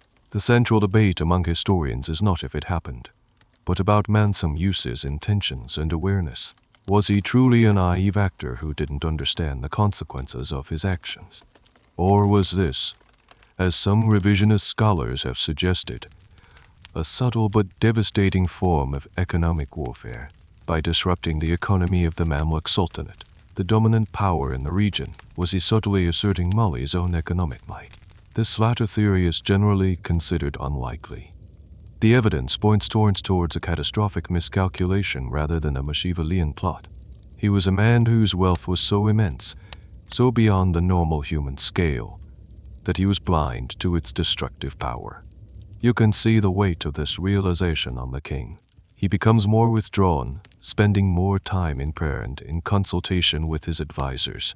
The lavish public distributions of gold stop. The river of gold is finally dammed, but the flood has already happened, and the city is drowning in its consequences. The vibrant, exciting city that you entered a few weeks ago has become a tense, unhappy place. The golden dream has become a waking nightmare. You look at the remaining chests of gold in your camp, the source of so much trouble, and you can't help but feel a sense of disillusionment. You have learned a powerful and painful lesson, one that your Gaiet stories never taught you, that even the best of intentions, when backed by limitless power, can have devastating and unforeseen consequences. The great economic earthquake has struck, and now everyone must live with the aftershocks. The party is definitively over. The golden euphoria has evaporated, leaving behind us our residue of economic chaos and social tension. The once celebrated Malian caravan is now seen as the source of Cairo's woes. The mood in your camp shifts from celebratory to subdued, even somber. It is time to go. The decision to leave is made swiftly, driven by a combination of factors. The pilgrimage to Mecca still awaits. The situation in Cairo is becoming untenable, and there is a sense that your welcome has been thoroughly worn out. The preparations for departure are a mirror image of the grand arrival, but stripped of all joy and pageantry. There are no cheering crowds lining the streets. The Cairenes who watch you pack up your tents do so with a mixture of relief and resentment. The departure is quiet, almost furtive. You move out of the city in the early morning, the great column of people and animals retracing its steps back into the desert, this time heading east towards the Sinai Peninsula. You leave behind a city in turmoil. The economic damage is done. It will take years for the markets to stabilize, for the value of gold to recover, and for trust in the currency to be restored. Mansa Musa's name will be forever linked to this crisis. He arrived as a king and left as a cautionary tale. He had tried to shower the city with blessings, but instead, he had drowned it in gold. As you journey into the Sinai, the stark, mountainous landscape is a fitting backdrop for the caravan's new, more introspective mood. The king is deeply affected by what happened in Cairo. He is a man grappling with a profound failure. His attempt at ultimate piety has had disastrously impious consequences. It is during this leg of the journey that Mansa Musa attempts to undo some of the damage. In a move that is both clever and slightly desperate, he decides to perform an act of economic reversal. He starts borrowing money from the very same Cairo merchants who are now following the caravan, hoping to salvage their fortunes. He borrows at exorbitant interest rates, paying them back with promissory notes guaranteed against the future tax revenues of his empire. This is a stunning turn of events. The richest man in the world is taking out loans, but it's a calculated move. By borrowing gold, he is attempting to take it back out of circulation to reduce the supply and, hopefully, help restore its value. It's a primitive form of what modern central banks would call an open market operation. You witness this firsthand. A portly Cairene merchant who a month ago was selling spices at an inflated price now approaches the royal treasurer's tent. He lends the king a large amount of gold, the very same gold the king's attendants might have given him weeks earlier. In return, he receives a clay tablet, stamped with the royal seal of Mali, a promise of future payment with hefty interest. It's a bizarre but fascinating reversal of fortune, and a testament to the king's attempt to take responsibility for the mess he created. This borrowing spree is a little-known epilogue to the famous story of his spending, but it's documented by the chroniclers. It reveals a side of Mansa Musa that is often overlooked. He was not just a spender, but a ruler capable of learning from his mistakes and attempting to correct them. This episode has led to a great deal of historical debate. Was this an early, intuitive understanding of monetary policy, or was it simply a desperate act of a man trying to salvage his reputation? Did it even work? Some economists argue that his borrowing was too small and too late to have a significant macroeconomic impact, while others suggest it may have helped to restore some confidence in the market, showing that the Golden King was not entirely indifferent to the chaos he had caused. The mood among the common people of the caravan is one of confusion. You talk to Femi, the other scribe, about it. First, "We give the gold away like water," he says, shaking his head. "Now we buy it back at the price of diamonds. It makes no sense." You can't disagree. For most, the high-level economics are incomprehensible. All they know is that the triumphant stay in the great city of Cairo ended on a sour note. As you leave the last traces of Egyptian civilization behind and enter the barren wilderness of the Sinai, you feel a sense of relief. The complexities of urban life, of politics and economics, are behind you for now. Ahead lies the simple, brutal clarity of the desert once more. You are leaving a city in economic chaos, a legacy of disruption that will be talked about for a century. But Mansa Musa's legend is not finished. He has left his mark on Cairo, for better and for worse. The holy city of Mecca, the ultimate goal of this epic journey, still lies ahead. The caravan marches on, poorer in gold, perhaps, but richer in painful experience. The journey through the Sinai Peninsula is a harsh, spiritual palate cleanser after the overwhelming sensory and economic chaos of Cairo. The landscape is majestic and unforgiving, a world of jagged red mountains and stark, silent valleys. This is all steeped in religious history, a place where prophets are said to have walked and spoken with God. The mood of the caravan is no longer about wealth or power. It has become profoundly focused on faith. The original purpose of the Hajj reasserts itself with every step through this sacred wilderness. The days are spent in a slow, meditative march through the mountains. The nights are quiet, filled with prayer and reflection. The storytellers no longer recite the grand epics of the Mali Empire's conquests. Instead, they tell stories of the prophets, tales of faith and endurance that resonate deeply with the landscape you are traversing. The king himself seems transformed. He spends less time with his generals and merchants, and more time with the imams and scholars. The weight of his economic blunder in Cairo seems to have been replaced by the weight of spiritual anticipation. After weeks of travel, the caravan finally crosses the Red Sea. This is another major logistical feat, requiring the chartering of a fleet of ships to ferry 60,000 people and their animals across the water.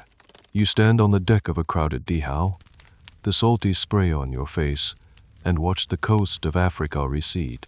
It's a powerful moment, a symbolic departure from your home continent. Ahead lies Arabia, the land of the Prophet Muhammad, the heart of Islam. When you land on the Arabian Peninsula, the atmosphere is electric. You are no longer just a foreign curiosity, you are pilgrims joining a river of other pilgrims from all over the Islamic world. You see people from Persia, from India, from Andalusia, from the steppes of Central Asia. You are a diverse tapestry of cultures, all drawn to a single point on the map by a shared faith. The final approach to Mecca is a slow, reverent procession. As you get closer, the pilgrims begin to perform the rituals of Ihram, the state of sacred purity required for the Hajj. The men, including the king himself, shed their fine silks and embroidered robes. They exchange their worldly attire for two simple, seamless white cloths. One is wrapped around the waist, the other draped over the shoulder. It is a stunning transformation. The intricate hierarchy of the caravan, so carefully maintained for months, visually dissolves. The king, the general, the merchant, and the porter are now all dressed in the same humble garment. Wealth and status are rendered invisible. The only thing that matters now is one's devotion. You too change into the simple white cloths. The rough fabric is a stark contrast to the soft cotton you are used to, a physical reminder of the humility required at this sacred threshold. The sea of 60,000 milioness, once a glittering procession of golden color, is now a flowing river of pure white. Finally you arrive, Mecca. The city is nestled in a barren valley surrounded by rocky hills. It is not a grand political or commercial capital like Cairo. Its importance is purely spiritual.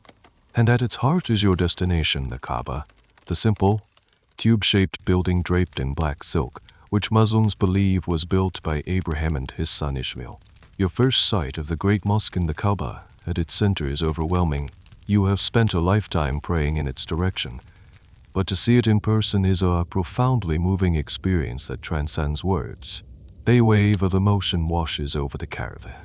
Grown men, hardened warriors who have crossed a continent without flinching, weep openly. A deep, collective sigh of arrival and release seems to pass through the thousands of pilgrims from Mali. Here in the holiest sanctuary of Islam, Mansa Musa is no longer a king who broke an economy. He is just another pilgrim, another man in a white shroud, circling the Kaaba, praying and seeking forgiveness. He performs the rituals of the Hajj with a quiet, fervent devotion. You watch him, lost in the crowd of thousands, a simple servant of God. A little-known fact about Mecca during this period is its intellectual marketplace. Alongside the spiritual rituals, the Hajj was the largest annual gathering of scholars in the world. In the colonnades of the Great Mosque, impromptu lectures and debates would take place. A scholar from Baghdad might discuss a point of law with a jurist from Cordoba. An astronomer from Samarkand might share his observations with a mathematician from Fez. It was a global university that convened for 1 month a year. That historical debate here centers on how much Mansa Musa participated in this intellectual exchange. Was his focus purely on the devotional rituals, or did he, as a patron of learning, use this opportunity to engage with the great minds of the age? The chronicles suggest the latter. He was not just there to pray, he was also there to learn. You have reached the end of the outward journey. You have crossed the Sahara, navigated the politics of Cairo, and now stand at the spiritual center of your world. The gold, the power, The logistics, all of it, was merely a prelude to this moment of simple, profound faith. The king's ultimate goal has been achieved, but the journey is only half over. The long road home awaits, and it will bring with it a new set of challenges and a new, more lasting legacy. The spiritual climax of the Hajj in Mecca is over, but Mansa Musa's mission is far from complete. The return journey is not just about getting home, it's about bringing the heart of the Islamic world back to West Africa. Having dispensed with his gold in Cairo, the king now goes on a different kind of shopping spree. He is no longer spending money on charity or gifts. He is investing in human capital. His new currency is not gold, but opportunity. His shopping list consists of scholars, architects, doctors, and poets. The king and his senior advisors actively recruit talent from the intellectual melting pot of Mecca. On the return journey, Cairo, he is looking for the best and the brightest minds to bring back to Mali. He makes them an offer they can't refuse: generous salaries, positions of high honor in his court, and the chance to help build a new center of Islamic learning in a rich and powerful kingdom. You witness this recruitment process up close. Your master, the Griot, is often involved, as his deep knowledge of Malian culture helps to entice the foreign scholars. You watch as a renowned architect from Andalusia, a man named Abu Ishaq al-Seychellai, is brought before the king. Al-Seychellai is famous for his innovative building techniques and his mastery of the grand Moorish style. Mansa Musa, deeply impressed, hires him on the spot.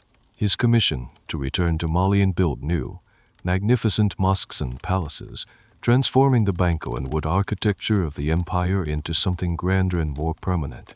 It's not just famous names. The king also recruits dozens of lesser-known scholars, jurists, and theologians. He is effectively creating a brain drain from the established centers of learning, pulling talent westward. He sees his empire not just as a source of gold, but as a future hub of knowledge, a new beacon of Islamic civilization. He is determined to make his capital, and particularly the city of Timbuktu, a rival to Cairo, Fez, and Cordoba. This recruitment doctor leads to a quirky and interesting logistical challenge: transporting books. The scholar's Mansa Musa hires own extensive personal libraries. These are not paperbacks. They are precious, hand-copied manuscripts, often beautifully illuminated and bound in leather. They are the tools of their trade and represent a lifetime of learning. Suddenly, the caravan, which on the way out was optimized for carrying gold, must now be reconfigured to transport a different kind of treasure. You are tasked with helping to oversee the packing of these books. Special wooden chests are built, lined with wax cloth, to protect the delicate pages from moisture and dust. These chests are then carefully loaded onto camels, which are now treated with the same reverence that was once reserved for the gold carriers. A new title even emerges in the caravan's hierarchy: the guardian of the books, a senior scribe responsible for the safety of this mobile library.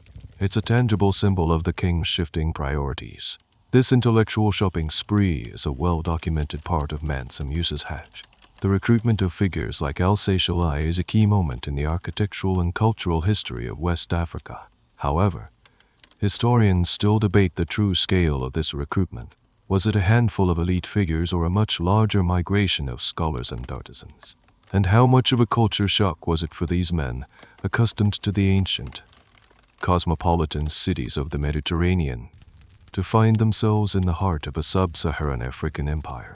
The records, mostly focused on the big names, leave much to the imagination about the experiences of the ordinary intellectual imports. The king's vision is clear.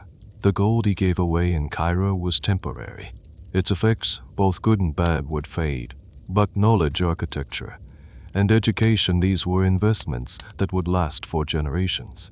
He was building a legacy not of wealth, but of wisdom. The buildings al-Seychellai would design, the books the scholars would bring, and the ideas they would teach would fundamentally reshape the cultural and intellectual landscape of the Mali Empire. As the caravan prepares to leave Arabia, its character has changed. It is still a massive procession, but it feels less like a display of wealth and more like a university on the move. The conversations around the campfires are now less about the price of goods in the Cairo market and more about points of theology or principles of geometric design. You look at the chests of books, secure on their camels, And you understand the king's new strategy.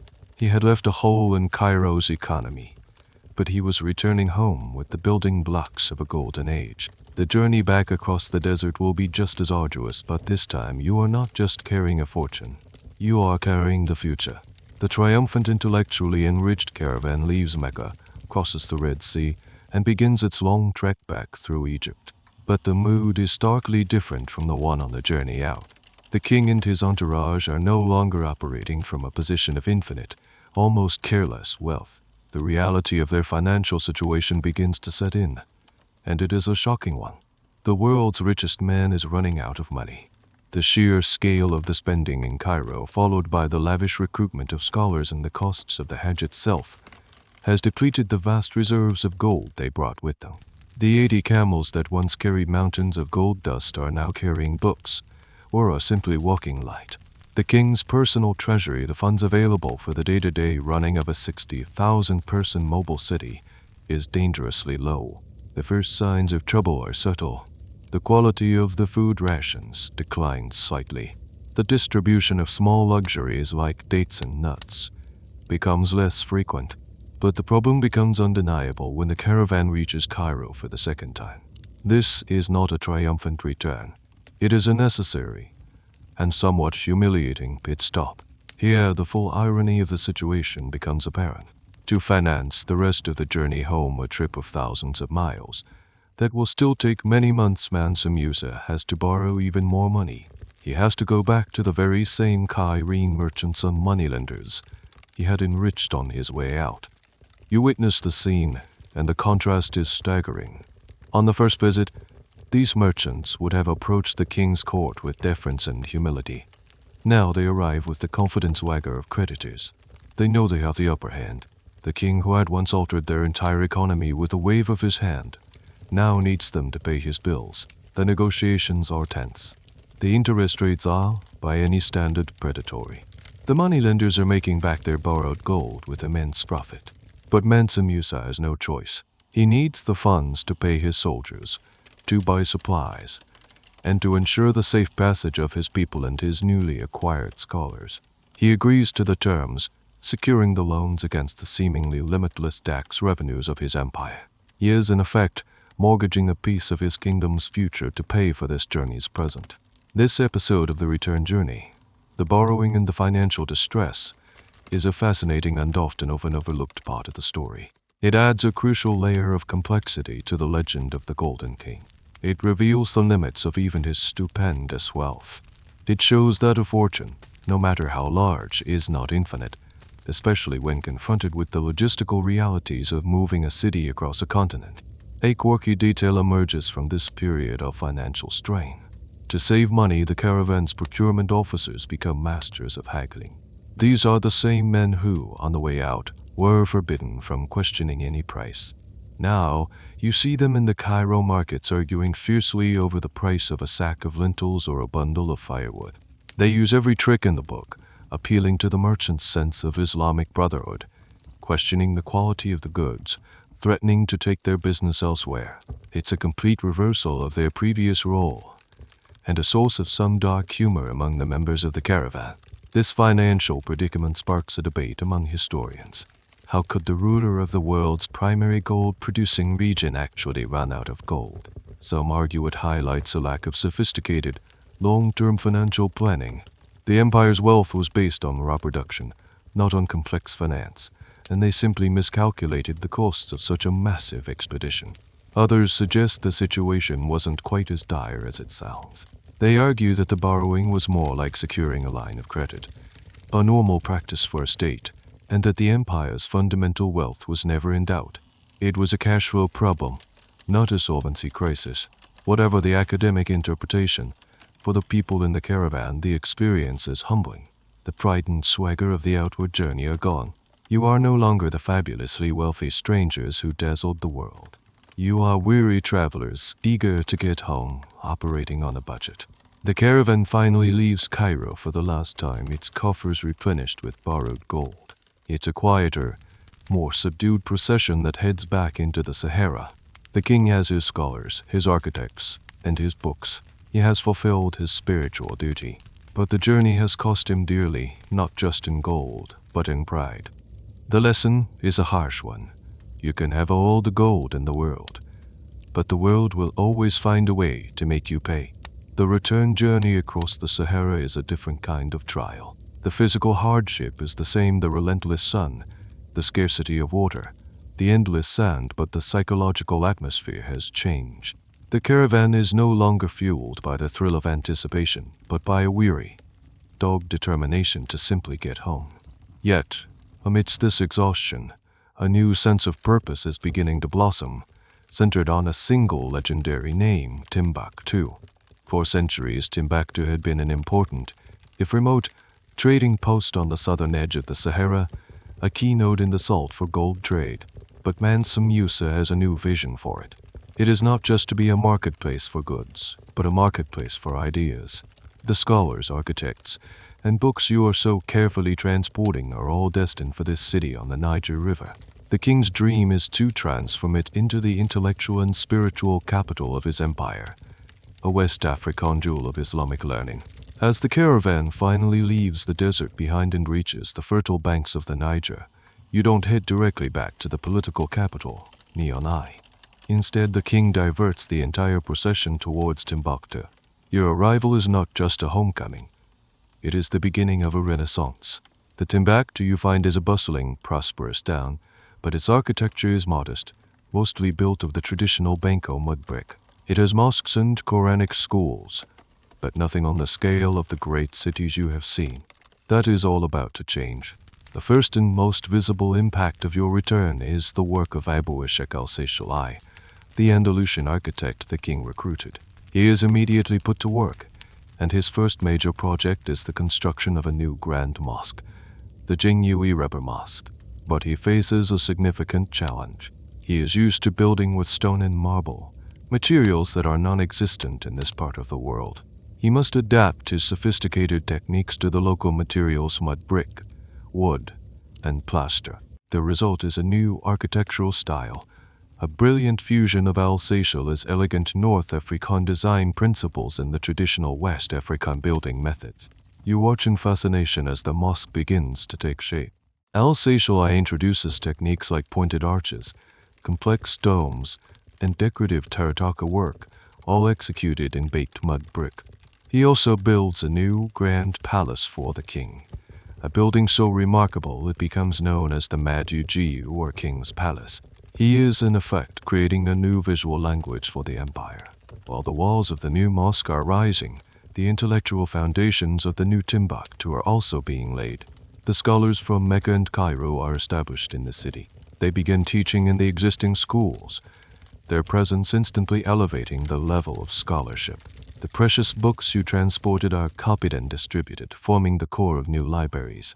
University, the Sankore University, which had existed in a more modest form, is revitalized and expanded. It becomes not a single building, but a collection of independent schools, each with its own master scholar. A curious cultural detail from this period is the development of a local paper-making industry. With the sudden demand for copies of the new books, the traditional use of parchment becomes too slow and expensive.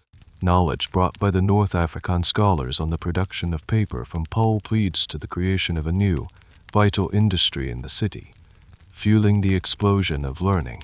The transformation of Timbuktu from a trade post into a world-class center of learning is one of Mansa Musa's most enduring legacies. Historians universally acknowledge this as a pivotal moment. However, there is some debate about how much of this was a top-down creation by the king versus a bottom-up evolution. Some argue that Timbuktu already had a burgeoning intellectual tradition and that Mansa Musa's patronage acted as an accelerant, not the initial spark. Others maintain that without the king's deliberate importation of foreign talent and massive investment, the city would never have reached the heights it did. You as a scribe are in the eye of this intellectual hurricane. Your skills are in higher demand than ever. You spend your days not just recording court proceedings, but copying precious legal texts, works of astronomy, and poems. You are no longer just a chronicler. You are a participant in the birth of a golden age of scholarship. The city is buzzing with a new kind of energy. It's not the frantic, gold-fueled chaos of Cairo, but the vibrant, exciting hum of intellectual discovery. In the cool evenings, you can walk through the city and hear the sounds of students reciting the Quran, of scholars debating points of philosophy, of poets declaiming their latest works. The gold that was spent in Cairo is a distant memory, an economic ripple that has faded. But here in Timbuktu, you see the true return on the king's investment. He has brought home a treasure far more valuable than gold. He has brought home knowledge, and with it, he is building a city whose reputation for wisdom will echo through the centuries, long after the last of his gold has been spent. While you are busy copying manuscripts in the burgeoning intellectual hub of Timbuktu, the story of your epic journey begins to travel, carried by merchants and pilgrims along the very same trade routes you traversed. The tale of the West African king who traveled with an army of attendants under river of gold spreads like a legend. It moves north through the Sahara, across the Mediterranean, and finally seeps into the consciousness of a continent that had barely known your empire existed, Europe. The story arrives in Europe not as a detailed historical account, but as a series of fragmented, almost mythical rumors. Genoese and Venetian merchants trading in the ports of North Africa hear the tales from their Arab counterparts. They hear of a fabulously wealthy king, the lord of a land of gold, located deep in the mysterious interior of Africa. These rumors are tantalizing, speaking of a wealth that dwarfs that of any European monarch. For the cartographers of 14th century Europe, particularly those on the island of Majorca, which was a major center for map-making, this was electrifying news. The interior of Africa was, for them, the great unknown, a blank space on their maps often filled with mythical beasts and legendary kingdoms like that of Prester John. Suddenly they have a concrete, albeit exaggerated, piece of information about this blank space. The result is one of the most famous and beautiful maps of the medieval world, the Catalan Atlas of 1375. And right in the middle of West Africa, the mapmaker, Abraham Cresques, decides to depict the source of these incredible rumors. He draws a seated monarch, a black king wearing a golden crown, holding a golden scepter in one hand, and in his other hand, held out as if an offering, is a huge, glistening nugget of pure gold. Next to the image, a caption reads, "This black lord is called Masmele, lord of the Negroes of Guinea. This king is the richest and most noble lord of all this region on account of the abundance of gold which is gathered in his land." This image becomes, for Europeans, a definitive representation of West African power and wealth. Mansa Musa is literally put on the map. His journey, his flex, was so monumental that it fundamentally altered Europe's perception of his corner of the world. He had succeeded in one of his primary goals, to announce Mali's presence on the world stage. Back in Timbuktu, you are, of course, completely unaware of this. Your world is the world of the Niger River, of the Sahara, of the Islamic Yemen. Europe is a distant, almost irrelevant land of infidels. And yet, this European perception has a quirky, long-term consequence.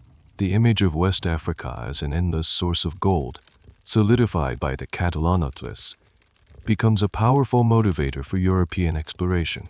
Centuries later, when Portuguese navigators begin to creep down the coast of Africa, one of their primary motivations is to bypass the trans-Saharan trade routes controlled by Muslim states and get direct access to this fabled source of gold. In a way, Mansa Musa's extravagant display of wealth lit a beacon that would eventually guide European ships to the shores of his descendants. It's a profound, unintended irony. The accuracy and impact of the Catalan Atlas are, of course, a subject of historical discussion. How much did European mapmakers really know, and how much was conjecture? Some historians argue that the map reflects a surprisingly detailed knowledge of the trans-Saharan trade routes, suggesting a greater flow of information than previously thought. Others see it as a beautiful but ultimately fanciful representation, a blend of fact and myth. The debate highlights the difficulty of reconstructing the flow of knowledge between different cultures in the pre-modern world. You will never see this map. Your understanding of your king's legacy is shaped by the new mosques rising from the earth and the libraries filling with books. But far away, in a different world, his legacy is being captured in ink and gold leaf on a piece of parchment. He has become a symbol, an icon of wealth so vast it borders on the divine. The story of the journey has now come full circle. It began as a statement to the Islamic world, and it has ended as a rumor that has captured the imagination of the Christian one. The king's fame has transcended the boundaries of his own culture and religion. He is no longer just the Mansa of Mali. He is a world historical figure, his image destined to be studied by school children and scholars for centuries to come, a golden king forever holding his golden nugget on a map of the world he helped to reshape. Years pass. The dust of the great journey has long since settled. You are no longer a junior scribe. You are now a respected scholar in your own right, one of the masters at the Sankore University in Timbuktu. Your hair is streaked with gray, and your fingers are permanently stained with the ink of 100 copied manuscripts. You have seen the city transform. You have taught a generation of students, and you have played your part in the golden age that the king's journey initiated. Mansa Musa himself has passed into history. He died a few years after his return, but his legacy is all around you. It is in the elegant arches of the Jingyui Rebbe Mosque, where you go for your Friday prayers. It is in the bustling libraries where students from all over West Africa come to study the books you helped bring back. It is in the reputation of Timbuktu itself, now known throughout the Islamic world as a city of gold, salt, and learning. From your vantage point of age and wisdom, you can now look back and assess the full, complex legacy of that epic Hajj. It was a journey of profound contradictions, a tapestry woven with threads of triumph and failure, of wisdom and folly. The most obvious part of his legacy is the positive, the intellectual and cultural flourishing of Timbuktu. This is undeniable. His investment in knowledge paid dividends that have lasted for decades. He successfully shifted the center of gravity of Islamic scholarship westward, creating a self-sustaining intellectual ecosystem that continues to thrive. He put Mali on the cultural map, not just the political one. But there is also the more complicated side of his legacy. The economic chaos he unleashed in Cairo is still spoken of by merchants who travel the trade routes. It serves as a permanent, cautionary tale about the disruptive power of wealth. It was a failure, a moment of profound naivete or hubris, and it remains a stain on his otherwise brilliant record. Then there is the legacy of the gold itself. His journey cemented the image of Mali as the land of gold, an image that, as you've heard from travelers, has fired the imagination of far-off European kings. This reputation was a double-edged sword. It brought respect and prestige, but it also brought unwanted attention. You hear whispers of Portuguese ships sighted far to the south along the coast, searching for the source of this gold. The very fame that Mansa Musa sought may have planted the seeds of future troubles for the empire. A lesser known, and somewhat sad, part of his legacy is what happened to some of the foreign scholars he brought back. While many, like the architect Al-Seychellai, integrated successfully and left a lasting mark, others struggled. You remember a poet from Andalusia, a man of great talent, who could never quite adjust to the climate, the food, and the culture of Mali. He wrote beautiful, melancholic poems about his longing for the green hills and olive groves of his homeland. He eventually returned to the north, a small, human story of the difficulties inherent in cultural transplantation, a detail often lost in the grand narrative of success. Historians, for centuries to come, will grapple with how to weigh these different aspects of his legacy. Was he a pious pilgrim or a master of political PR? A wise patron of the arts or an economically naive ruler? A unifier of his empire or a man whose actions inadvertently exposed it to future threats? The enduring debate is a testament to his complexity. He cannot be easily categorized. He was not a saint or a villain. He was a man of his time, a ruler of immense power who acted on a scale that few in history ever have. The consequences, both intended and unintended, were equally monumental. You sit in the shaded courtyard of the mosque, watching a group of young students debating a point of law. They are sharp, confident, and well-educated. They are the living legacy of the king's vision. You think back to that day, so long ago, when you stood on the edge of Neon Eye, a young boy watching the preparations for a journey that seemed impossibly grand. You remember the sound, the smell, the overwhelming sense of anticipation.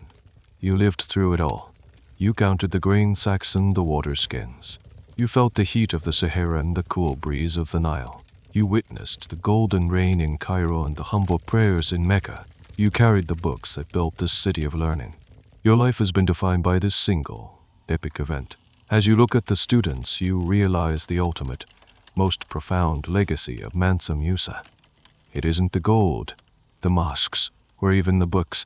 It's the ambition, the idea that a West African kingdom could, and should, stand as an equal to any other civilization on earth. He dreamed a great dream for his people, and for a time, he made it a reality, and you were there to write it down. The sun is setting over Timbuktu. The baked earth walls of the Jing-Yui River Mosque are bathed in a soft golden light, the same color as the dust that started this whole story. From your rooftop terrace, you can hear the familiar evening sounds of the city, the distant call to prayer, the murmur of the market closing for the day, the laughter of children in a nearby courtyard. It's a peaceful, enduring sound, the heartbeat of a city at ease with itself. You look back across the landscape of your memory, not as a scholar analyzing history, but as an old man remembering his life. The grand caravan, the 60,000 souls, the river of gold, it all seems like a dream now, a myth you might have read in one of the ancient books in your library. Did it really happen? Did a king really have so much gold he could break an economy by accident? The story of the Hajj has become the great epic of your time, told and retold by griots around countless campfires. In these retellings, the story has been polished and simplified. The embarrassing parts, like the frantic borrowing in Cairo, are often smoothed over. The economic chaos is sometimes spun as a deliberate act of power, a way to humble a rival. Mansa Musa, in these stories, is becoming less of a complex man and more of a legend, a symbol of a golden age.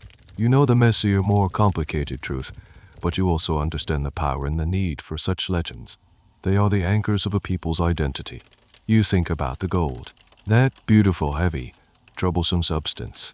For most of your life, it was the ultimate measure of your empire's power. But now, at the end of your days, you see it differently. The gold that was spent is gone. The gold that remains in the earth will one day be mined by others. But the knowledge in the library, the curve of an arch in the mosque, the tradition of debate and inquiry, you see in your students, these things have a different kind of value. They are not spent but multiplied. They are not buried but broadcast. This, you realize, is the final, subtle lesson of the king's journey. He started out trying to show the world the value of his gold, and he ended up discovering the value of everything else. This leads to the final, and perhaps most enduring, academic question that hangs over the entire saga. What is the true measure of a civilization's wealth?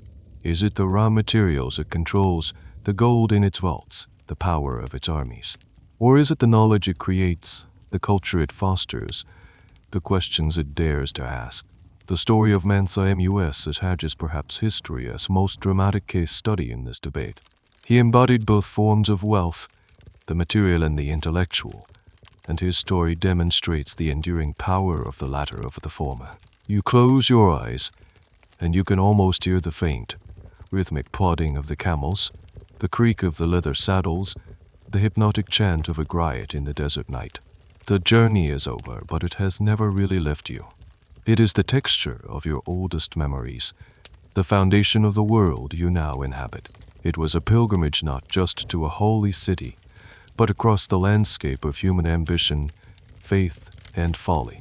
A journey that proves that sometimes the most valuable things a person can bring back from a long trip are the mistakes they made and the stories they can tell. The Golden King, the River of Gold, the City of Books, it all blurs together now into a single, shimmering memory. A testament to a time when a West African empire reached out and touched the world, leaving behind a legacy not of gold, but of light. The light of learning, the light of faith, and the faint, flickering light of a story that will never truly end. The sun has fully set now, and the first stars are beginning to appear in the deep indigo sky. The air grows cool, carrying the scent of wood smoke and the dry, clean smell of the desert that is never far away. The sounds of the city soften, melting into a gentle, nightly hum. The story is finished. The caravan has reached its final destination, not just in a place, but in memory. Your own journey tonight is also coming to an end, leading you to the quiet, peaceful landscape of your dreams. The great river of gold has flowed into the sea of the past, and all is calm. The world is quiet now. Let the silence cradle you. Let the darkness be a soft blanket. There are no more miles to travel tonight, no more deserts to cross. There is only rest. And as you drift off, perhaps you'll find yourself in that great caravan, not as a scribe or a soldier, but just as a silent observer, watching the stars wheel overhead in the vast Saharan sky. You can hear the soft murmur of the camp, the gentle notes of a distant kora, a sound that is both melancholy and full of peace.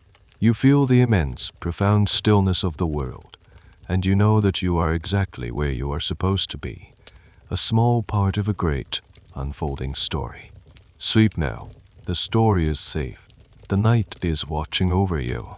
Rest well,